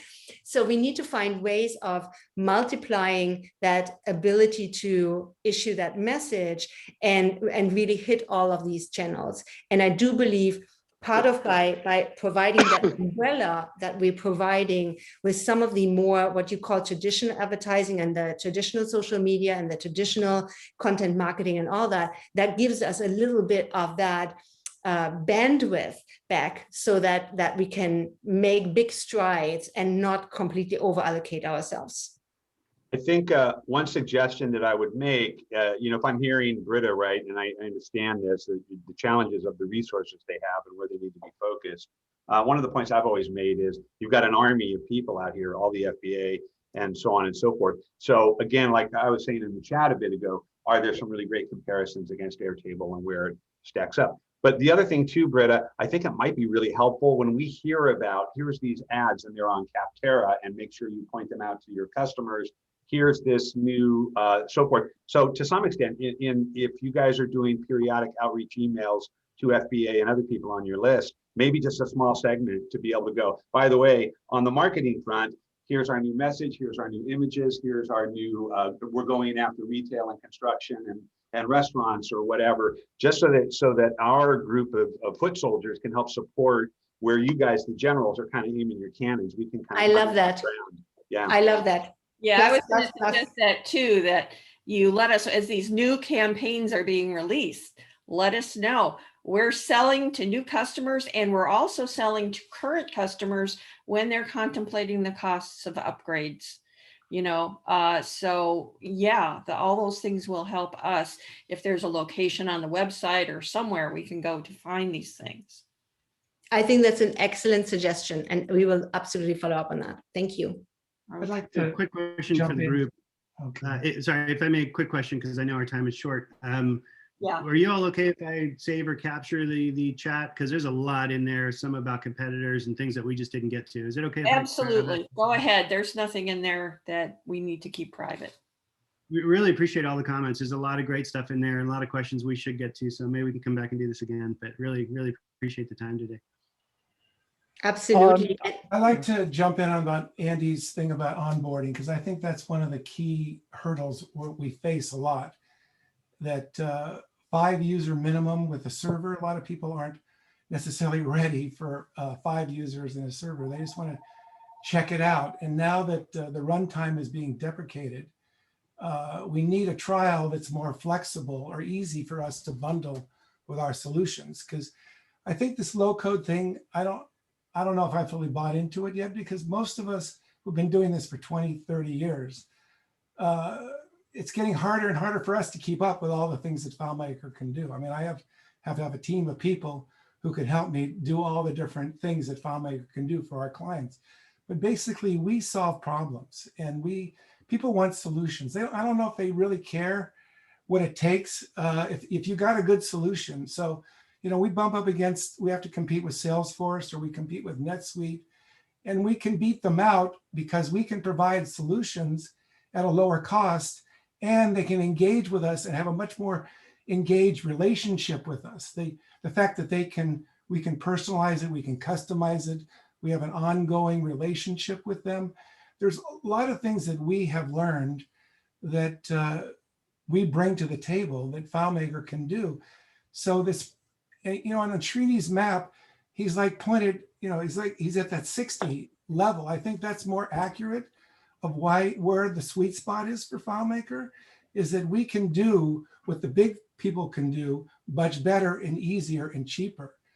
But we have to like have a much easier way to onboard people. And I just totally agree with everything you're saying. And, you know, you covered a couple of things on price optimization. We're thinking about that quite a lot. I don't have any answers for you today, but it's on our minds a lot. But you get to something else. So, you know, I mentioned digital transformation earlier, and I did meet with an analyst a couple of weeks ago, and she put it to us that digital transformation doesn't exist in the absence of strategy, right? If there's no strategy, then you have digital automation, right? And it's when you add business strategy to automation, you can get to actual transformation. My answer to her was, yeah, we got that. It's our community, right? We have, like you're saying, problem solvers that have been building solutions for decades that know how to do this for our customer base. So you're going to reinforce, I think, just how important it is that we are together in this and that we figure out how to capture the opportunity in front of us. So all in, man. I get exactly what you're saying. Thank you. Hey, Andy, this is Vince. Hey, just want to add a little bit to that comment. I presented yesterday at the Dig FM group. And something that I've seen often is that, you know, you get people into the platform and they're new to it. And a lot of us started that way, you know, just got in and started coding and got to really like it. And so what I've seen in the last year is that there's been such a demand for systems to be accessed over a WAN, and they just fall flat on their face. The systems are not built to work well on a WAN, and we go in and we look at it, and there's ways that a lot of us here can build systems that are very performant, right? And I'm talking like really big differences in performance, like dramatic, to the point where like we're talking like it takes maybe a few seconds to generate something over a LAN, but it takes like 5 minutes to do the same thing over a WAN. It's just like it's a solution that where a lot of the times the clients that we work with would say to us, they would say, you know, if this is good, if this is the performance we're going to have, we're not going to be on this platform. It's unusable, right? And so my concern, and something that I maybe a lot of us feel, is that my concern is that when you get all these people diving in and they're building systems, and maybe the legacy of the platform and the history of the platform, and people will say, oh, FileMaker, yeah, it's a toy. You shouldn't play with that. It's like, you know, it's not scalable. It's not, you know, robust. That when these people who kind of know what they're doing, but they don't know what they're doing, and then they get into the situation where like everybody's working remotely, it really looks bad on Claris. You know, and I will say that there's been some advances on the platform and the application where we've seen significant improvements in performance that just we get for free. You know, I demonstrated yesterday just the caching and the benefits of the caching and some of the other features that are now in Server 19.2. That's really great, but there's architecture decisions that people who don't know what they're doing will get themselves in trouble and will give the platform a bad name. So I don't know, I just wanted to voice it and something to think about. Well, you know what you're talking about, man. I remember the two of us in Japan a couple of years back, and you were presenting some really awesome techniques around WAN deployments and it was, for me, I was like, wow, this is awesome. I mean, yeah, I think it's an important conversation, Vince, along with just design principles and some other things that we want to do to offer the best face for our platform when our customers are building with them. Yeah, big topic. So I don't know that we can dive into it here, but I respect everything that you're saying, and maybe we can follow up on this, and you can be one of our DevCon speakers. Let's call another 5 minutes before we go to breakout rooms. Okay, Andy? So what can you show us in 5 minutes? Well, there are just so many questions coming in. I don't know where to start. Vince, let me double click a little bit more then on what you're saying. We are intentionally focused on performance from an engineering standpoint where we can improve our platform. There was some pretty big significant improvements in 19.2 that the engineers put together that hopefully will help long term. We had to unwind some stuff that we did in 19.0 or 18, I guess, right, and rebuild up something that would be equally performant and ended up better. So that we won't lose our focus on that. That's important to us as just a fundamental principle. But you're right. With our tool set, with our paintbrush, you can paint an ugly picture, right? And we don't want that to be the case. Going to like design is sort of an analog, right? Something that we want to present good designs. One of the great challenges of our platform is with pixel perfection comes responsibility, right? And a lot of people make really ugly software, and that's tough, right? When you're trying to get credibility for the apps that you're building in an enterprise or to sell in the marketplace. What we're doing with the sort of no code, quick authoring experience that we're building right now, hopefully will lend itself towards that, right? If we put the right design frameworks in place there, we might be able to constrain the customer to only beautiful stuff, right? That would be the goal. And I will say that as well with the stuff that we're doing around NG, NG is a horrible name, right? It says next gen, it suggests a new piece of software. What that really means is from the labs, right? Our engineers are working on a lot of cool stuff to augment the FileMaker platform going forward. But one of the things that we're doing a lot of learning on is some really beautiful design tools to allow one to build beautiful experiences. And so, I think we have some focus there as well, Vince, that could go to platform credibility. I know that's not the same as performance, but I think they're equally important, and we're paying attention to both. So. You did that with themes some time ago, but you seem to have dropped them. Yeah, we put themes in there to offer a way to, again, for the developer to take more kind of responsibility and build cohesion in their palette, right, for user interface building. But you still have, there's some deep science to it, right? You really kind of got to grok themes, and you still need to be able to construct a layout where your text is aligned, right? And that's hard for people. It's funny how that's hard, but it is hard. With what we're doing with the quick authoring experience, you can't misalign stuff, right? It snaps together, kind of like Bento, right? As just a under the hood secret, some of the guys working on that technology used to work on Bento, right? They learned a lot there.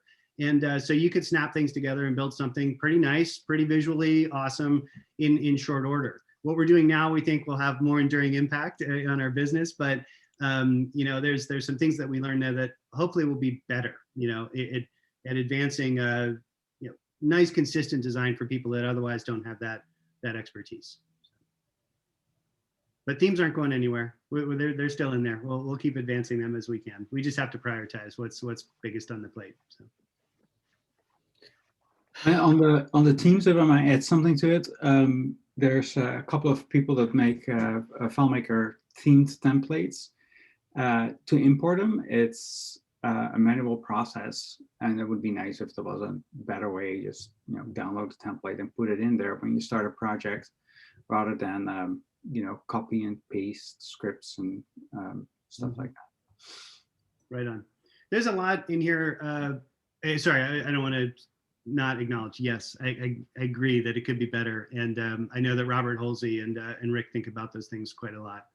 I think we've exhausted our 5 minutes, but I see a lot as well about the notion of low cost or freemium entry or a better trial process, those sorts of things.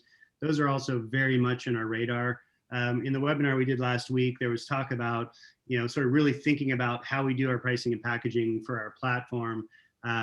We want to make that easier. We want to make the decision to adopt our platform simpler. We also want to make the decision to use Claris Connect easier, right? Right now, you have to make a decision to buy a second product. We don't think it should be that way. So we'll see if we can solve for some of these things in the coming months. No predictions yet on where we'll land on that, but I just want to let you all know we care deeply about it and we're thinking about it. So. Yeah, and if I can just add one point, I was just going to speak to that as well, because I see a lot of questions regarding trial and trial duration and positioning, etc. So this is all something that we are very actively looking at, and we're trying to get right. We don't just want to simplify things, we want to actually get it right. And so that is something that we are looking at very actively. And as you saw, because the trial is at the bottom of my funnel that's closest to our heart, that's certainly something that we see as a huge opportunity for us to make improvements throughout the experience. Well, this has been marvelous having both of you. I have unanswered questions. I'm sure everyone else does. So we'd love to have you back when you can make the time. You have taken a huge part of your day and given it to us, and we appreciate that. It's great to meet you, Britta. Now, Thank many you. people know your face and your personality, and we're all so happy to welcome you. And of course, it's always great to see Andy. And thank you so much for being here. I don't know if you can stay for the rest of the meeting. If you can, please do. But we're going to go to some breakout rooms now so we can have conversations. And that will not be recorded, people. So I'm going to pause the recording now again. So let me repeat the official welcome back from the breakout rooms. We'll do an informal poll on the group later to see how you like the longer span in the breakout room.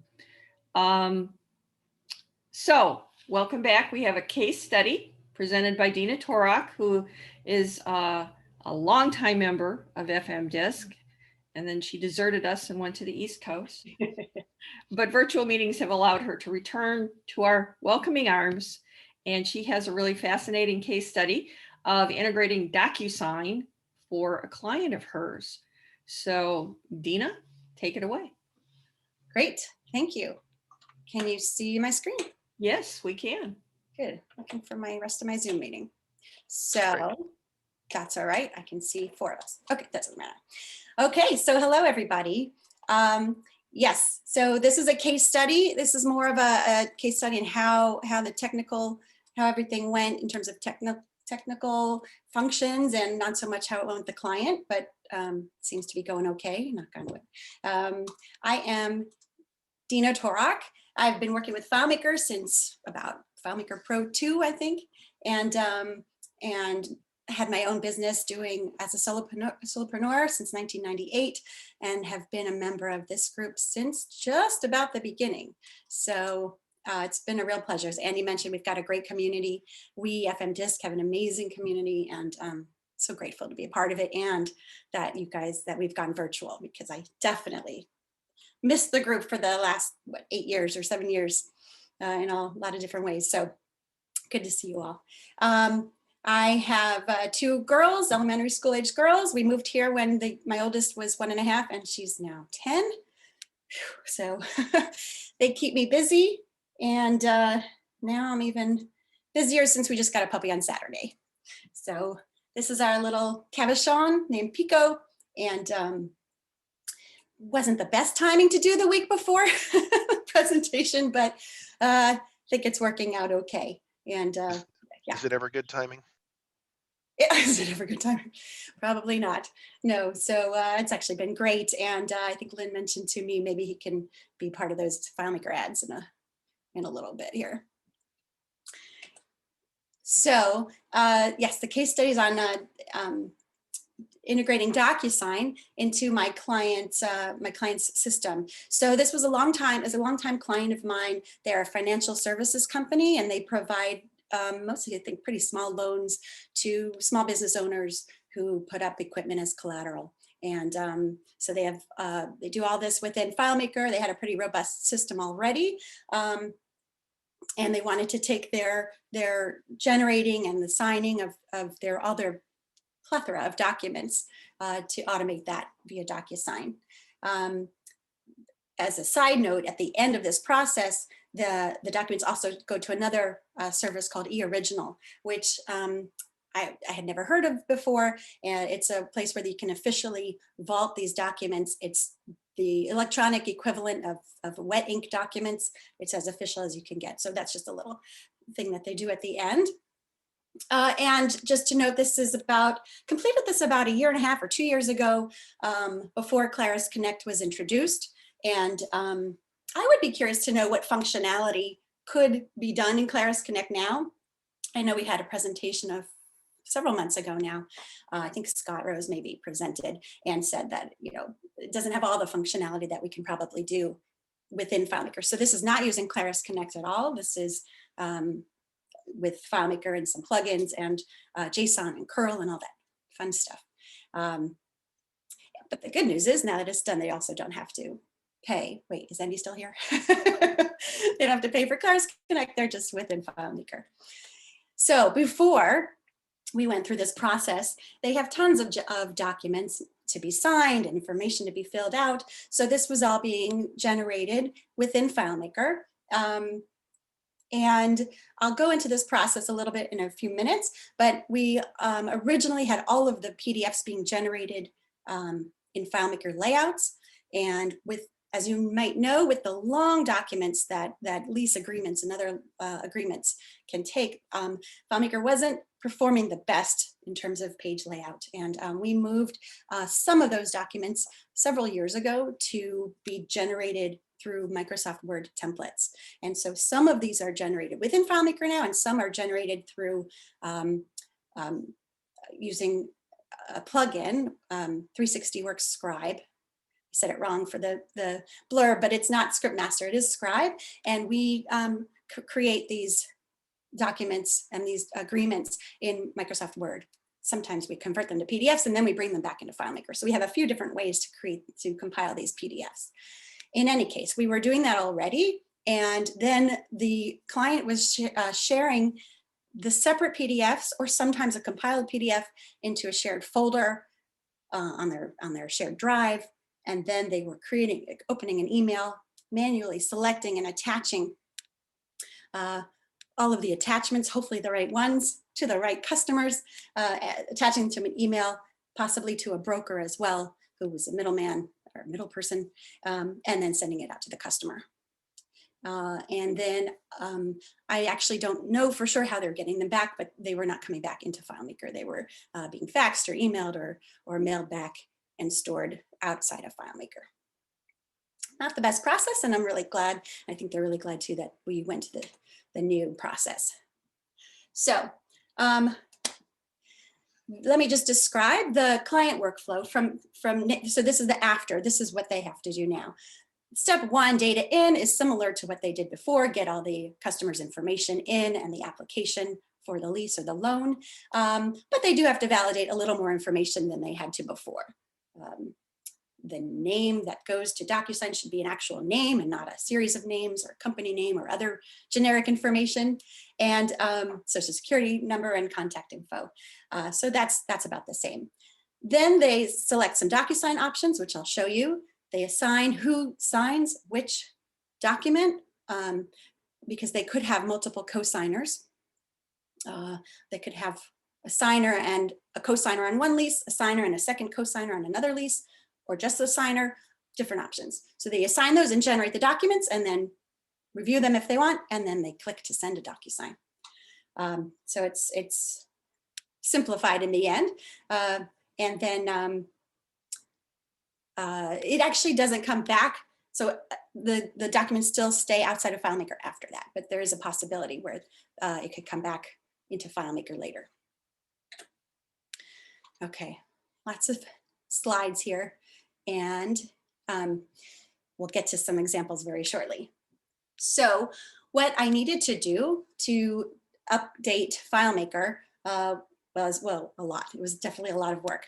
Won't lie there. But this first part, we really had been done already. But what I do want to say is that the Word documents are not always transformed to PDF. And fortunately, that is okay because we can send PDFs or Word documents, or probably other kinds of documents as well, to DocuSign or a combination thereof. And that's all okay.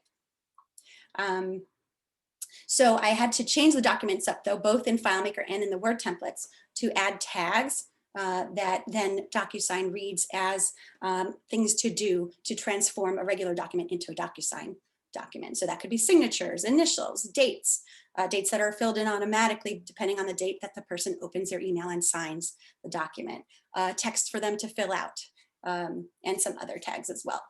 So I had to prep those layouts and documents and get everything right. And then we needed to change a few things in FileMaker and to put it together. And then we needed to do a authentication. You have to authenticate via tokens to DocuSign and then assemble the JSON and send. Okay, so let's go through some of those things. If there's a chat, I just can't see it. So please feel free to interrupt me if anyone has any questions. I have one question, Dina. I'm using a different e-sign provider. Are you working off of templates that the customers fill in, or are you just using, it looks like you're using DocuSign mostly just to store these things? We are using DocuSign. We're sending our own templates through the DocuSign interface. Okay. Yeah, so I created these templates and I'll show you it next. Oh, okay, great. Yeah, and so, yeah, if you use a different service, if they have the same kind of an API, I assume you could use. I can't imagine it's that different. You know, you upload a document, you put fields on it, and then you say, okay, this is your template. Right. We didn't use the DocuSign web interface has templates where you can upload to them and then do stuff there. So we are bypassing the web interface completely to generate all of this. Now, once it's sent, what's called an envelope, which is, imagine paper envelope that holds a packet of documents. Once the envelope is sent to DocuSign, then it's there and our users can go to their web interface and do things with it.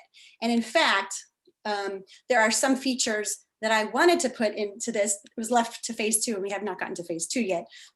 So there are other things that we could do, like removing and inserting a different document if it hasn't been signed, if nothing's been signed yet, voiding a document, some other features. And so they do have to go to the web interface to do that. Okay, cool. So, okay, great. Oops, let's get to this screen. Okay, so as you mentioned, so this is a demo of the web interface, and it's just showing you different kinds of tags.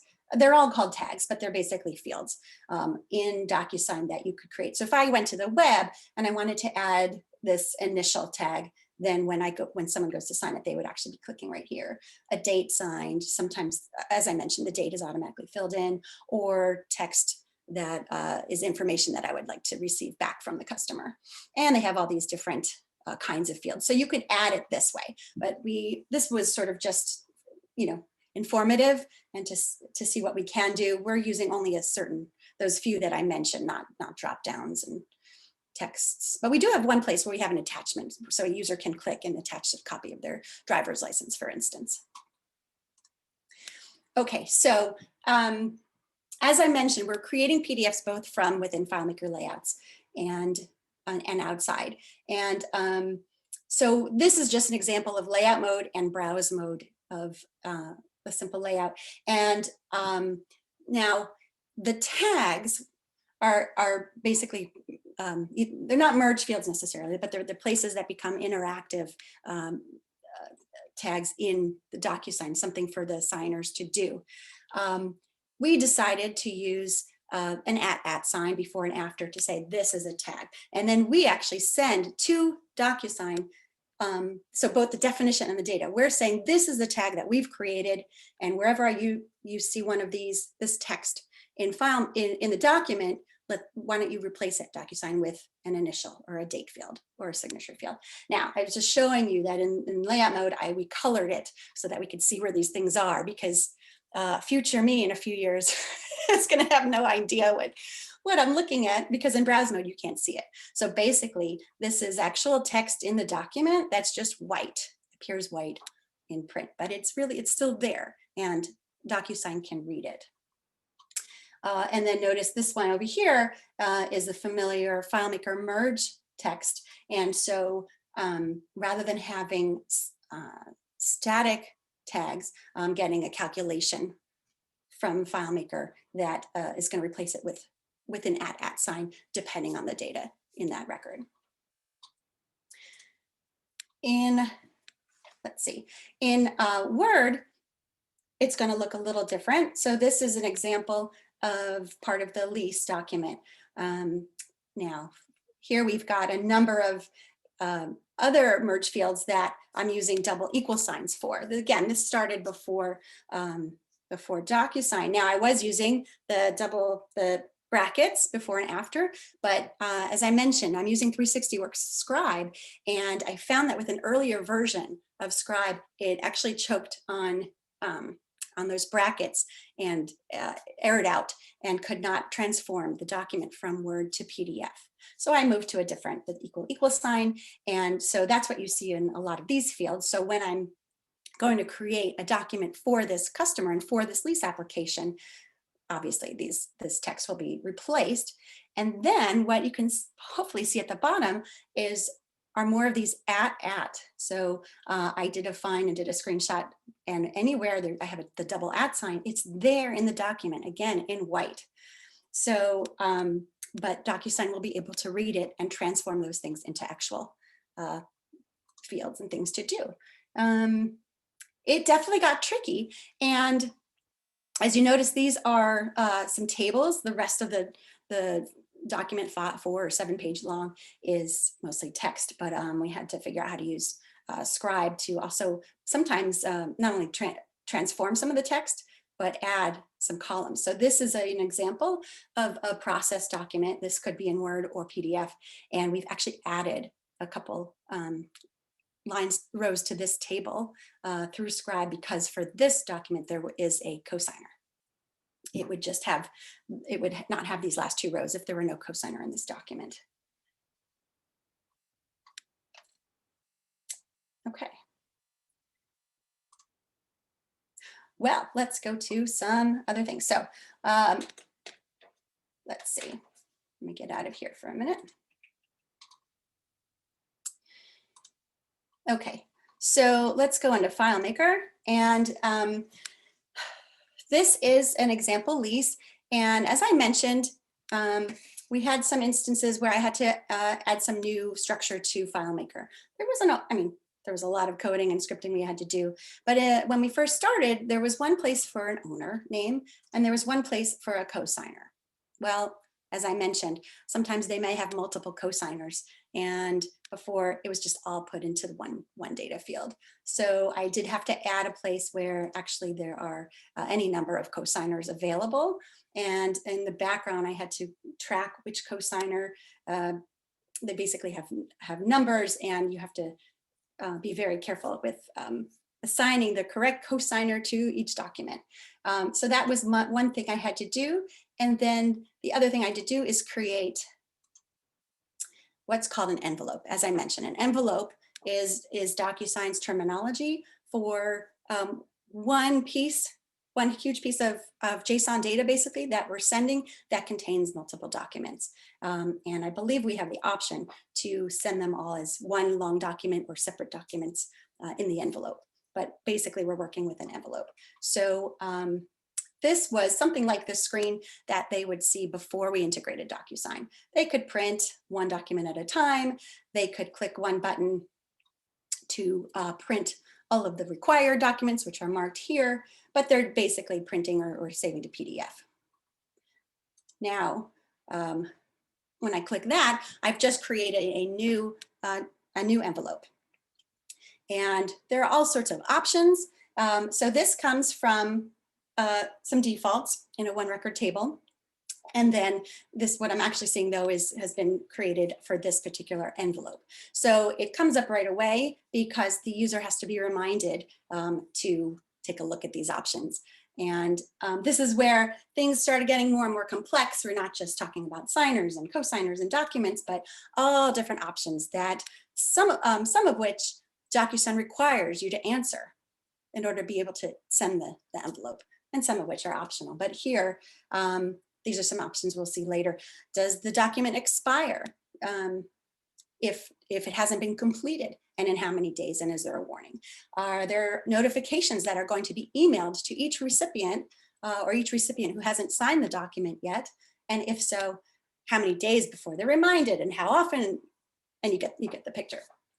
There's also brokers who are sometimes involved, and we had to decide, is this envelope going to a broker or not? Does the broker just get carbon copied? Does the envelope go to the broker first, and only once they click an approved tab does it then go to the following recipients and signers.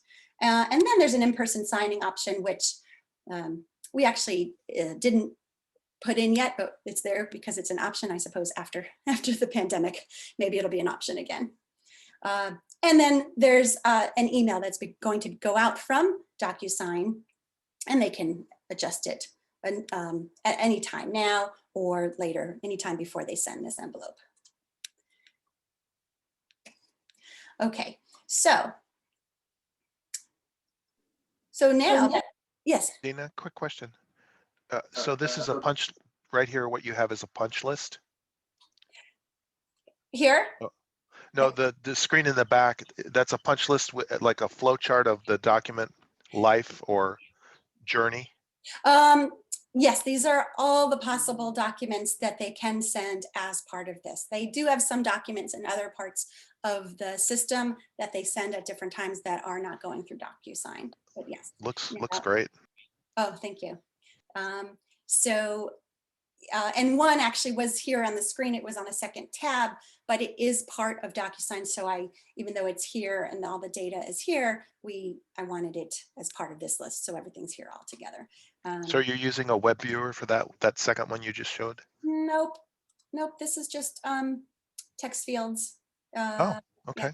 Nope. Cool. That's just text fields. And so let's see if this works. So for instance, they might, as I mentioned, click one button to print all marked to the queue, but they might select one at a time. So this first one is just a layout in FileMaker. It goes and it prints, saves as PDF, and then it saves it back into FileMaker. Okay, that's easy. We had already the saved docs tab, which saved most of their documents. And as you see, I did some sending yesterday, and if it's sent as part of an envelope, it shows us here. And they can review it. Now, of course, if this is the worst thing that the demo gods give me, that's okay. This actually happened. Yes, this has never happened to me before, but normally you would see the PDF.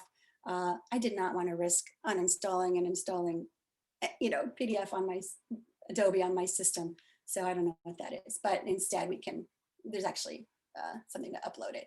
Anyway, we can preview. So if the users want to preview the documents before they send it, they can do that one at a time. Yeah, just on that plugin, Dina, we started seeing that at a client as of yesterday for the first time ever. So there must be some upgrade. Yesterday was the first time we saw it. So it's out there. Interesting. I wonder if it's Adobe or FileMaker. I'm not quite sure. I almost installed it and it skipped saying it's already installed. And I'm like, I'm not going to uninstall. I'm stopping there. So hopefully that's the only thing that doesn't work. So that's good to hear, Darren. Thank you. Well, is it trying to render the PDF in a web browser? This is just a container. Yeah, it's a container field here. So I'm trying to, it's the interactive PDF container field. Oops, now it's going to do it again. Yeah. And at least it knows to open it up for you, but all right, let's leave that. Yeah. Well, I mean, I know that doesn't FileMaker license a certain library or libraries from Adobe, and maybe there's just something funky there. Yeah, I mean, after this presentation, I'm going to uninstall and reinstall Adobe Reader, which is what it says to do. We'll see if that's it. But I mean, Adobe works on the system. It's just not working in the preview. Okay, that's not so important. So let's show you the second one. Now, this lease agreement is coming from a Word doc template. And so what it's doing is it's exporting. I'll show you. I have just a table of, I don't know, a dozen or so templates that I created in Word based on what the client needed. It's exporting to the temp file on the drive here. It's using Scribe to write fields and to possibly add some rows to the table, like I showed you a few minutes ago. It doesn't usually take so long, but I have one script that goes through all of the possible field substitutions that could happen on any of the documents. So I think it goes through every single one, which is why it takes a little while. It saves the Word doc back into FileMaker. As you can see, that's Word here. Then it's attempting to hopefully convert Word to PDF, which I use a VB script for, which I found on the internet, which was awesome. And then it attempts to save that PDF back into FileMaker. Sometimes that part doesn't work. Sometimes it has to do with timing. If I put a pause in there for 3.5 seconds instead of a half a second, then it might work. I used to troubleshoot that more, but now that we're doing DocuSign, it doesn't matter because they can take the Word doc. So it couldn't save it, but it did transform this document into a PDF. So I think what our users were doing earlier is then they would just save this wherever they wanted, because right now I think it's in a temp folder, or maybe it's on the desktop. But as you can see, we now have some information from this particular record. And if I do a find for an at signer 1 sig, I think it is. So there's your highlight. So there in white text is that signer, that signature line. And if I keep going, there's some places to initial. Here's some places where the date's going to be filled in. And, oh, and then if I have, I think, company signer, well, anyway, I think I have a different tag so that when the recipients finish signing, then it comes back to our contact in at my clients, and then they're going to sign it at the end. And then it will be completed. Everybody gets an email that it's completed, and it goes to be vaulted, and they get their money and whippy. Okay, so that's that document. So basically, as I mentioned, oops, wrong layout. This one. So it's just a pretty simple table that shows the documents, okay, more than a dozen, and the containers are here. So the idea was originally was that my clients could update these Word documents themselves, but they're not going to do that. So there were some challenges. As I mentioned, Scribe hiccuped on the brackets that I used, and actually the 360works came out with a new version to address that, thankfully, when I told them about it. And then it's Microsoft Word. So depending, in fact, I had a problem the other day when I was replacing the logos with my own silly logo. A certain format was kind of corrupting the file or not letting it be transformed. And then a lot of what I have to do sometimes is go into an option in Microsoft Word and remove extraneous XML. So there's a whole process, and it's not something I would put on the client, but there are things that can make that part of it hiccup. Oh, what I skipped here is that this particular document was had a signer and a cosigner, and that's because the default cosigner was already shown here, was already selected, and that person does sign the lease.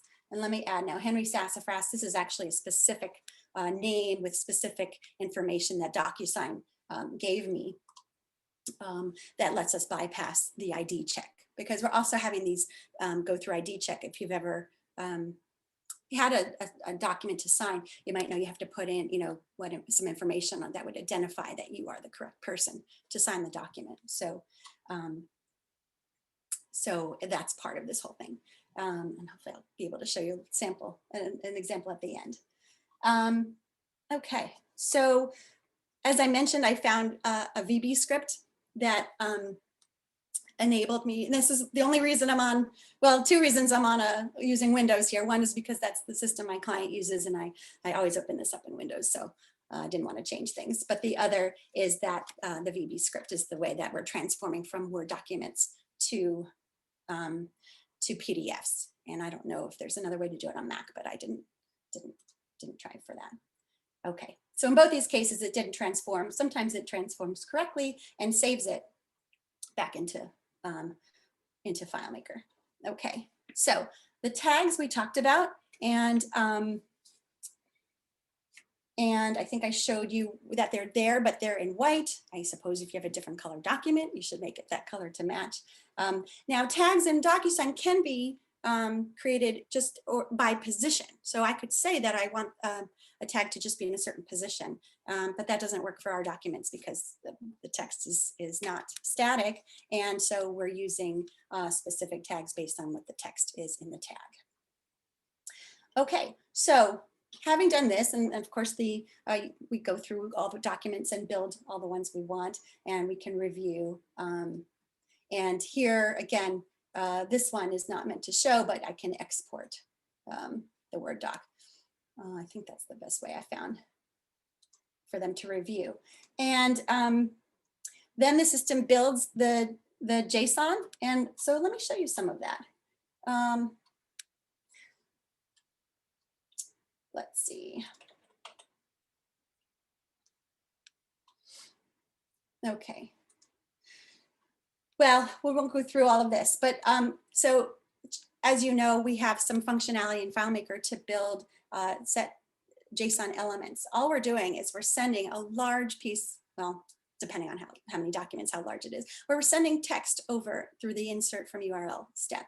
And so we're starting with a blank value, and then we are adding and adding and adding bits and pieces. So this first step that we go through is setting the default options, whether it's an authoritative copy, that's whether it's going to go to e-authorize for vaulting at the end. We're going to set who the signers are, whether it goes to the broker, those other options I talked about before, like notifications or expirations. Then I won't go through this whole script, but then we have to determine who are all the signers in the envelope. So I had one document that went to the owner and one cosigner, and another document that went to the owner and another cosigner. And these all go back to the our contact person for signature. So we compile all the signers from all of the documents in the envelope, and then we have to set the signer numbers. So a signer number has to start with a 0. So DocuSign uses an array starting with 0 and rather than 1. So that's one little tricky piece. And then there's order, right? So if the broker gets it first, the broker is first in order, then all the co-signers and the owner get it at the same time, so they can choose, they don't have to wait for one person to sign for the next one, and then our person gets it at the end. And in any case, we have to go through all of this, and then we compile the documents, and then we send to DocuSign. So let me show you, let's see, let's get back to Mac here. Okay, let's go through document. Let's see where my text doc is coming. General options and recipient. All right, so it's behind my screen under you guys.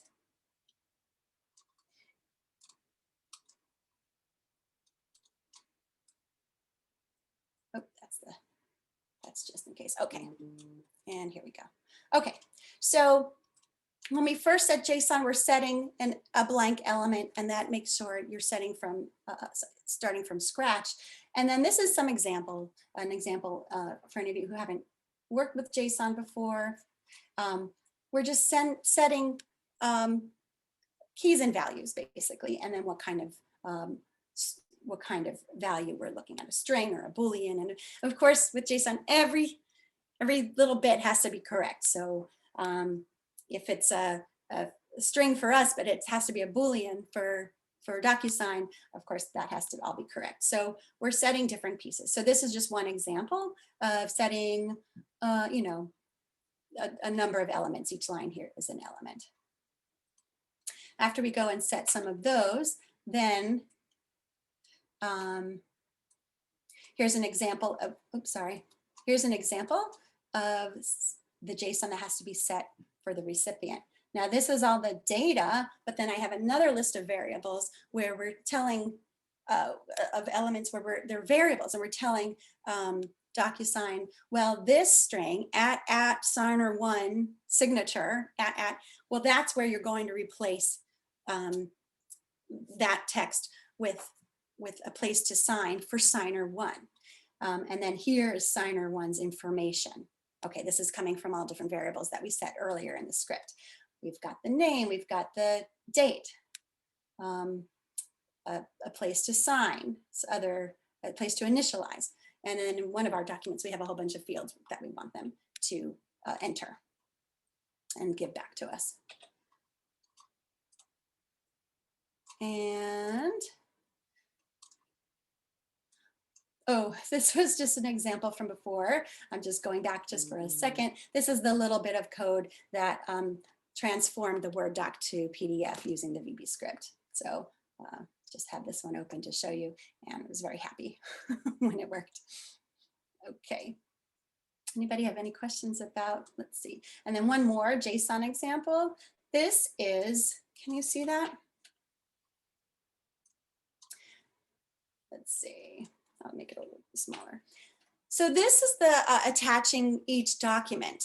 So as I mentioned, it doesn't matter if it's the PDF or Word document, it's going to be sent to DocuSign in terms of in text format. So basically each document is base 64 encoded, right? So all this is doing is going through each document that the user has added, finding out, double checking whether it's a PDF or Word doc, which are the only two that we're sending, because it will fail if we send a PDF. We say we're sending a PDF, but it was actually a Word document. So we're getting the attribute, is it a PDF or a doc? We're encoding, so this base 64 encode here is doing, transforming that document into a huge long string of text. We have to make sure we're sending the document number and the file name. So we go through and loop through each document, do a bunch of validations and set that. So what we come up with, what we're actually sending to DocuSign is something like, something like this. All right, so that's fun, right? Hold on, my screen's switching, there we go. Okay, that looks kind of scary. That's a Word doc and a PDF and maybe another Word doc, and that's no fun to read. I replaced, so this is the same document, but instead of the, this is the same JSON, but instead of that, all those three documents, I've just replaced it with base 64 encoded text here. So once we remove that, then you start to see it kind of, that's it. I mean, the rest of this is, can't scroll down anymore. Now, it's not so fun to look at. So I've been asked, Lynn, thank you for your question before. So I was asked if I have a favorite JSON formatter, and I do. This is jasonformatter.org. So you paste in your text here, and I click Format Beautify, and this just makes it more human readable. So this is what we're sending to DocuSign in this example. Minus my base 64 encoded documents here. So you've got some of the options and email blurb and the recipient information, the tags. Here we're telling DocuSign, this is our string for you to look for with the double @ sign, and the user should see, please sign here, and they're going to sign it, et cetera, et cetera, et cetera. It's also got the name, address, social security number, if we choose to send it for each of the recipients. And that's it. Okay, I copied this after I actually sent it. So that's nice. I love this tool. And this is really helpful in other cases too, of course, anytime you have to you work with JSON. Okay. All right, let's see. I think it would be a good time to send one and see if it works. So, so the users compiled these, maybe they reviewed, they could change the order here, kind of doing probably an older fashioned way. I'd love to figure out how to drag and drop, but we didn't do that. And then we send with DocuSign.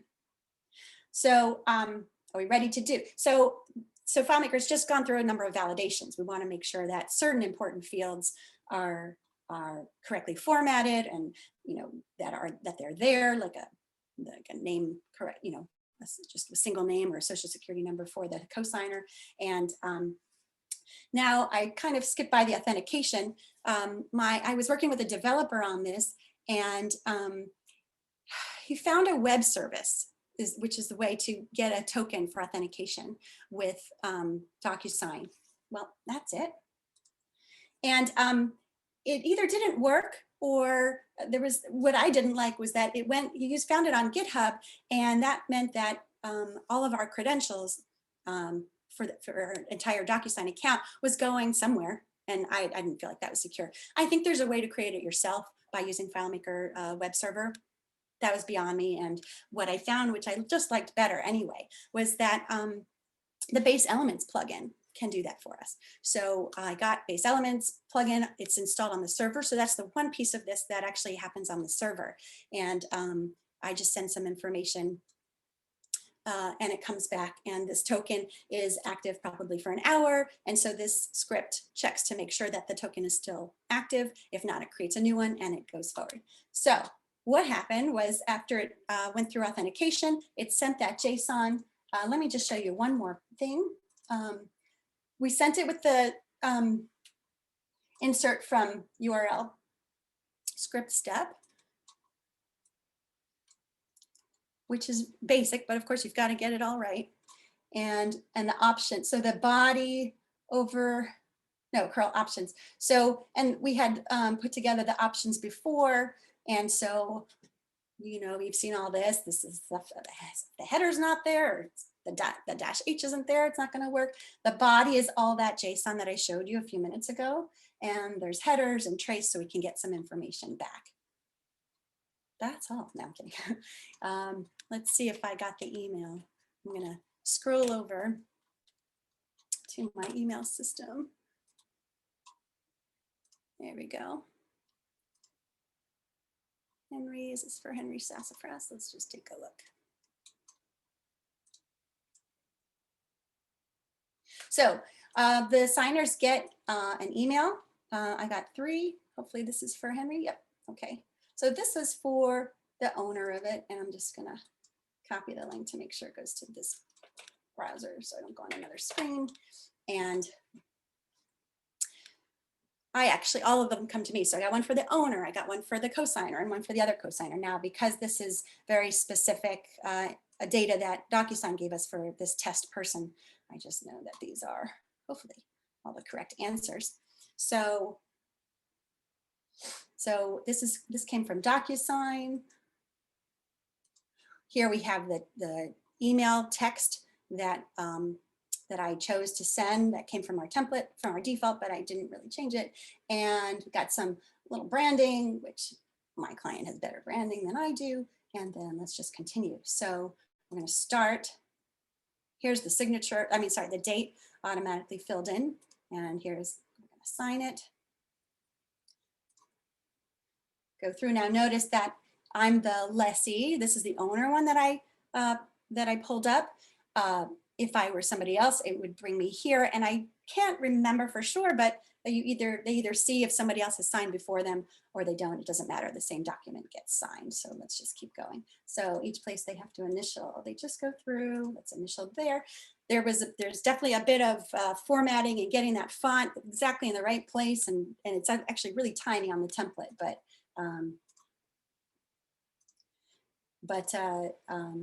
once you get it right, there's a lot of testing involved and a lot of emails. Oh, I skipped one. Okay, let's go back.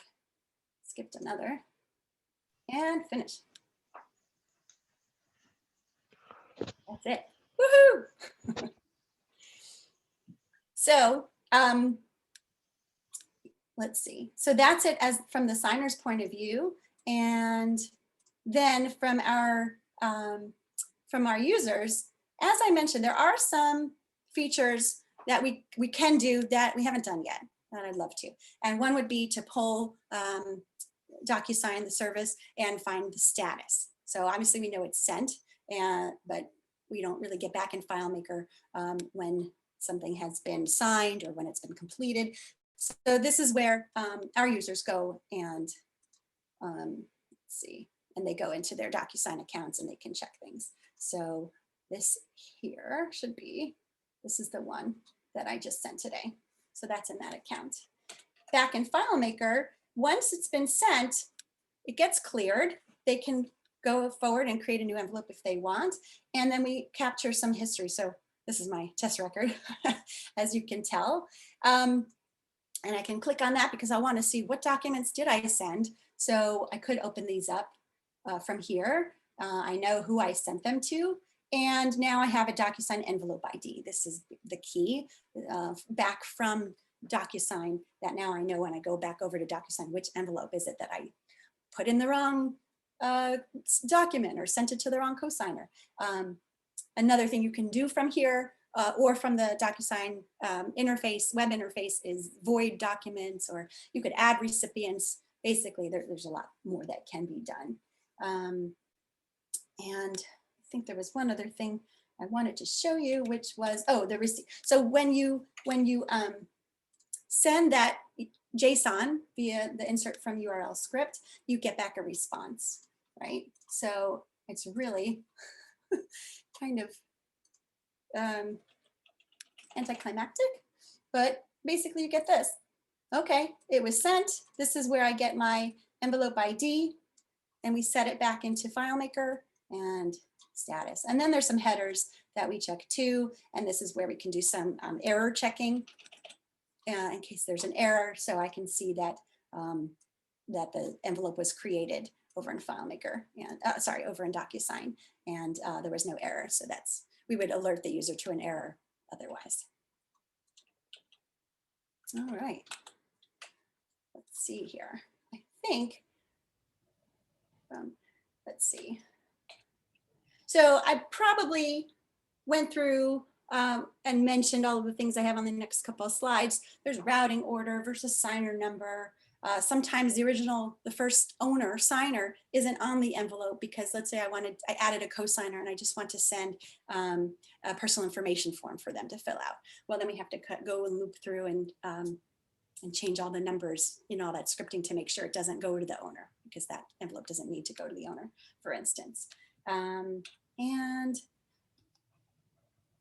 yep. Oh, so authentication we talked about, and one thing that happened in this case was the signer, the ID check, which goes through LexisNexis. So it's using that information from your credit reports and other public records that are out there. Turned out to be too stringent, and for whatever reason, a lot of their customers were failing the ID check and couldn't get to their document. So this is an example of a lot of the options that are here that are possible are really based on the client's business decisions, right? Besides how many emails and notifications, they decided to take out the social security number, I think it was, from the ID check, and they just sent name and address and maybe some other pieces of information. And the change that we made it where they were comfortable that the correct person was signing the document, and they had many more pass-throughs instead of fails. So that was one example. I do have to say, DocuSign's, they had like customer/tech support. We had a lot of meetings, and they were super helpful. Clearly, they wanted this to be a success. So I do have to really commend them for their support. And on the other hand, I found it very challenging that every meeting we had, they introduced all these new questions. And new questions about the user scenario and new options that somehow we had missed before that were really important. So there was this definitely, probably months long, weeks if not months long process of getting to all these options and having to figure out whether the client needs to answer them, how they want to answer them, and getting past those decisions. And then, of course, how to integrate that into the system and make it happen. Yeah. Dina, we've all done these little these projects where it's, fiddle with something, test it, fiddle with something, test it. How many actual hours do you think that all this integration took for you to do? Yeah, this might have been my biggest project within a project, but it was upwards of possibly 400 hours of not my own. I had a developer with me on a lot of it, and on a lot of the JSON techie stuff, and but still, yeah, lots of fiddling, lots of sending, and even just getting past ID check or getting past this one thing. That there was definitely a lot of that. And then, of course, working with my sub, I found out right a day or days before my demo to my client, to like a whole team of 5 or 6 of them, that the part where it's supposed to come back to the client for them to sign, it had been hard coded into the script. It's going to Humphrey Bogart at I don't know, .com. Like, what? So, you have to find all these things too. And that was a whole different, case study of working with other developers, which I've done here and there, but I hadn't done in a long time and on a project of this scope. So it was for the most part, that was a great experience. And I got to learn this JSON. I was able to come back and fix things, but if I had to figure out some of that stuff from the beginning, it would have taken a lot longer, I'm sure. But yeah, it was a pretty huge project. Were there other questions I missed? I covered it all. Very impressive. Thank you. I checked out for a sec. At the end of the process, when everybody has signed, do you actually check for the status in DocuSign if the document was approved? Did you? Oh, so yes, you can. So I showed the, this is the web interface here. And so here we're waiting for two people. So one of the co-signers and the other of the co-signers. Everybody gets a copy or an email from DocuSign at the end when it's actually been completed. I really do need to push for maybe doing phase 2 of this project where we could pull for the status from FileMaker. It's probably not even that computed. You know, No, I don't think so. I think since you already have the token, the key that's assigned to it, you probably need to check the status of the key and then move it back. And you already have the token, the authentication token. Yes, we have that. We have the envelope ID. We just probably need to put some scripting to they didn't, I believe that they don't have a service where they push the data. You've got to pull, you know. Yeah, probably. So, they do. We did a DocuSign integration for a client. I think they call it, DocuSign, they have like a whole dictionary of terminology. They call it connect. And they'll post messages back to URLs of your specification, so you can configure that to get status updates, get the completed document, all that stuff. Is that a web server? You have to create create a web server yourself. Yeah, I mean it can be literally like one, it can be a really simple PHP page that's maybe 40 lines of code. It's pretty simple. So if you get to that point and you need any help with that, let us know, because we've been down that path before. I'm sorry, but I can't find my scroll, so I don't know who was talking. Oh, sorry. This is Mark from Alchemy Group. Oh, Mark. Hi. Okay. Yeah, great. Good to know. And there's sort of hooks you can often run on just the FileMaker server. Right. So they did mention a few different ways to do that. So that would be the way. This client decided to pause on that. And there are other things. That is webhook.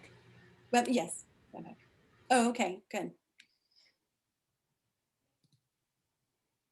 I didn't show you, but yes, once the envelope is completed and everybody has signed it, as I mentioned, then it goes to this other service, eOriginal. It has to be set up between the original service and with DocuSign tech support help, and they basically send what they call an authoritative copy and vault it there. Who can access that? Can the clients, or is it just through DocuSign? eOriginal, you mean, or these? eOriginal, we set up an account with just a few specific people from our client staff, so who can access that. In terms of these, this is my account. This would be also, again, we would set up who can access the shared envelopes. So remember, we're doing authentication, getting that token so basically FileMaker, our app, becomes an authorized app to be able to send through this client's DocuSign account. And so basically, you see here shared envelopes. So it's a FileMaker user account with DocuSign, and then we set up specific people on their staff who can access these shared envelopes and then do something with them. As a signer, as their customer, I don't know if you saw it at the very end. This usually happens every time you sign a DocuSign document, unless you're already signed in. It asked if I wanted to create an account or log in. And if I did that, then I would, as a customer, be able to access my own documents. And actually, probably once I could go back to the email that I, as a recipient, got, and I can review the document, I can download it, I can check the history. So I can find out if what's happened to it after I've signed it. Cool. All right. So it looks like that whole process of prepping the envelopes and sending the documents on your client side goes really fast. Yeah, the longest process is the creating the documents, because, and I didn't want to demo that because sometimes it takes a while. Basically, writing, it's that writing the Word docs, not even the transforming to PDF, but going through all the possible tags and replacing them. That's the longest thing, but that's kind of automated if they just want to, you know, do the required ones first.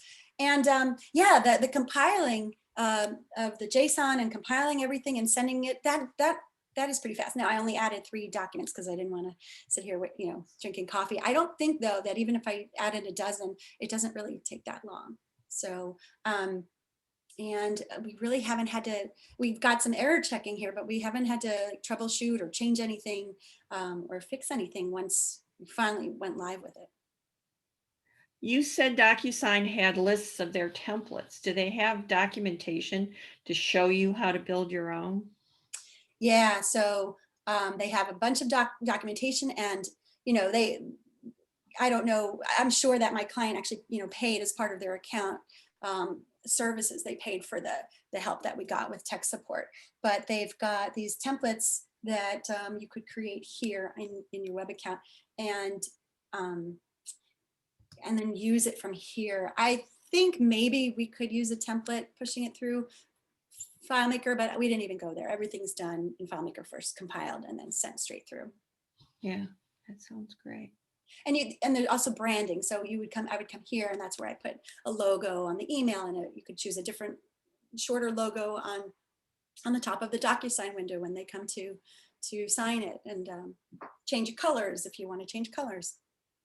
You know, fun things like that. So each client has their own DocuSign account and interface and everything. Yeah, they can do their own branding and really make it look, so rather than the email saying that it, I think, where is it? Powered by DocuSign, I don't know, maybe it says that, but there's some places I could change my coloring here, and I could really make it look like it's coming more from the company, a little less from DocuSign. Okay, are there any other questions? Anyone? Well, thank you, Dina. Thank you so much for all the preparation you did and the information you imparted. 90% of FileMaker is knowing what you can do, what's possible.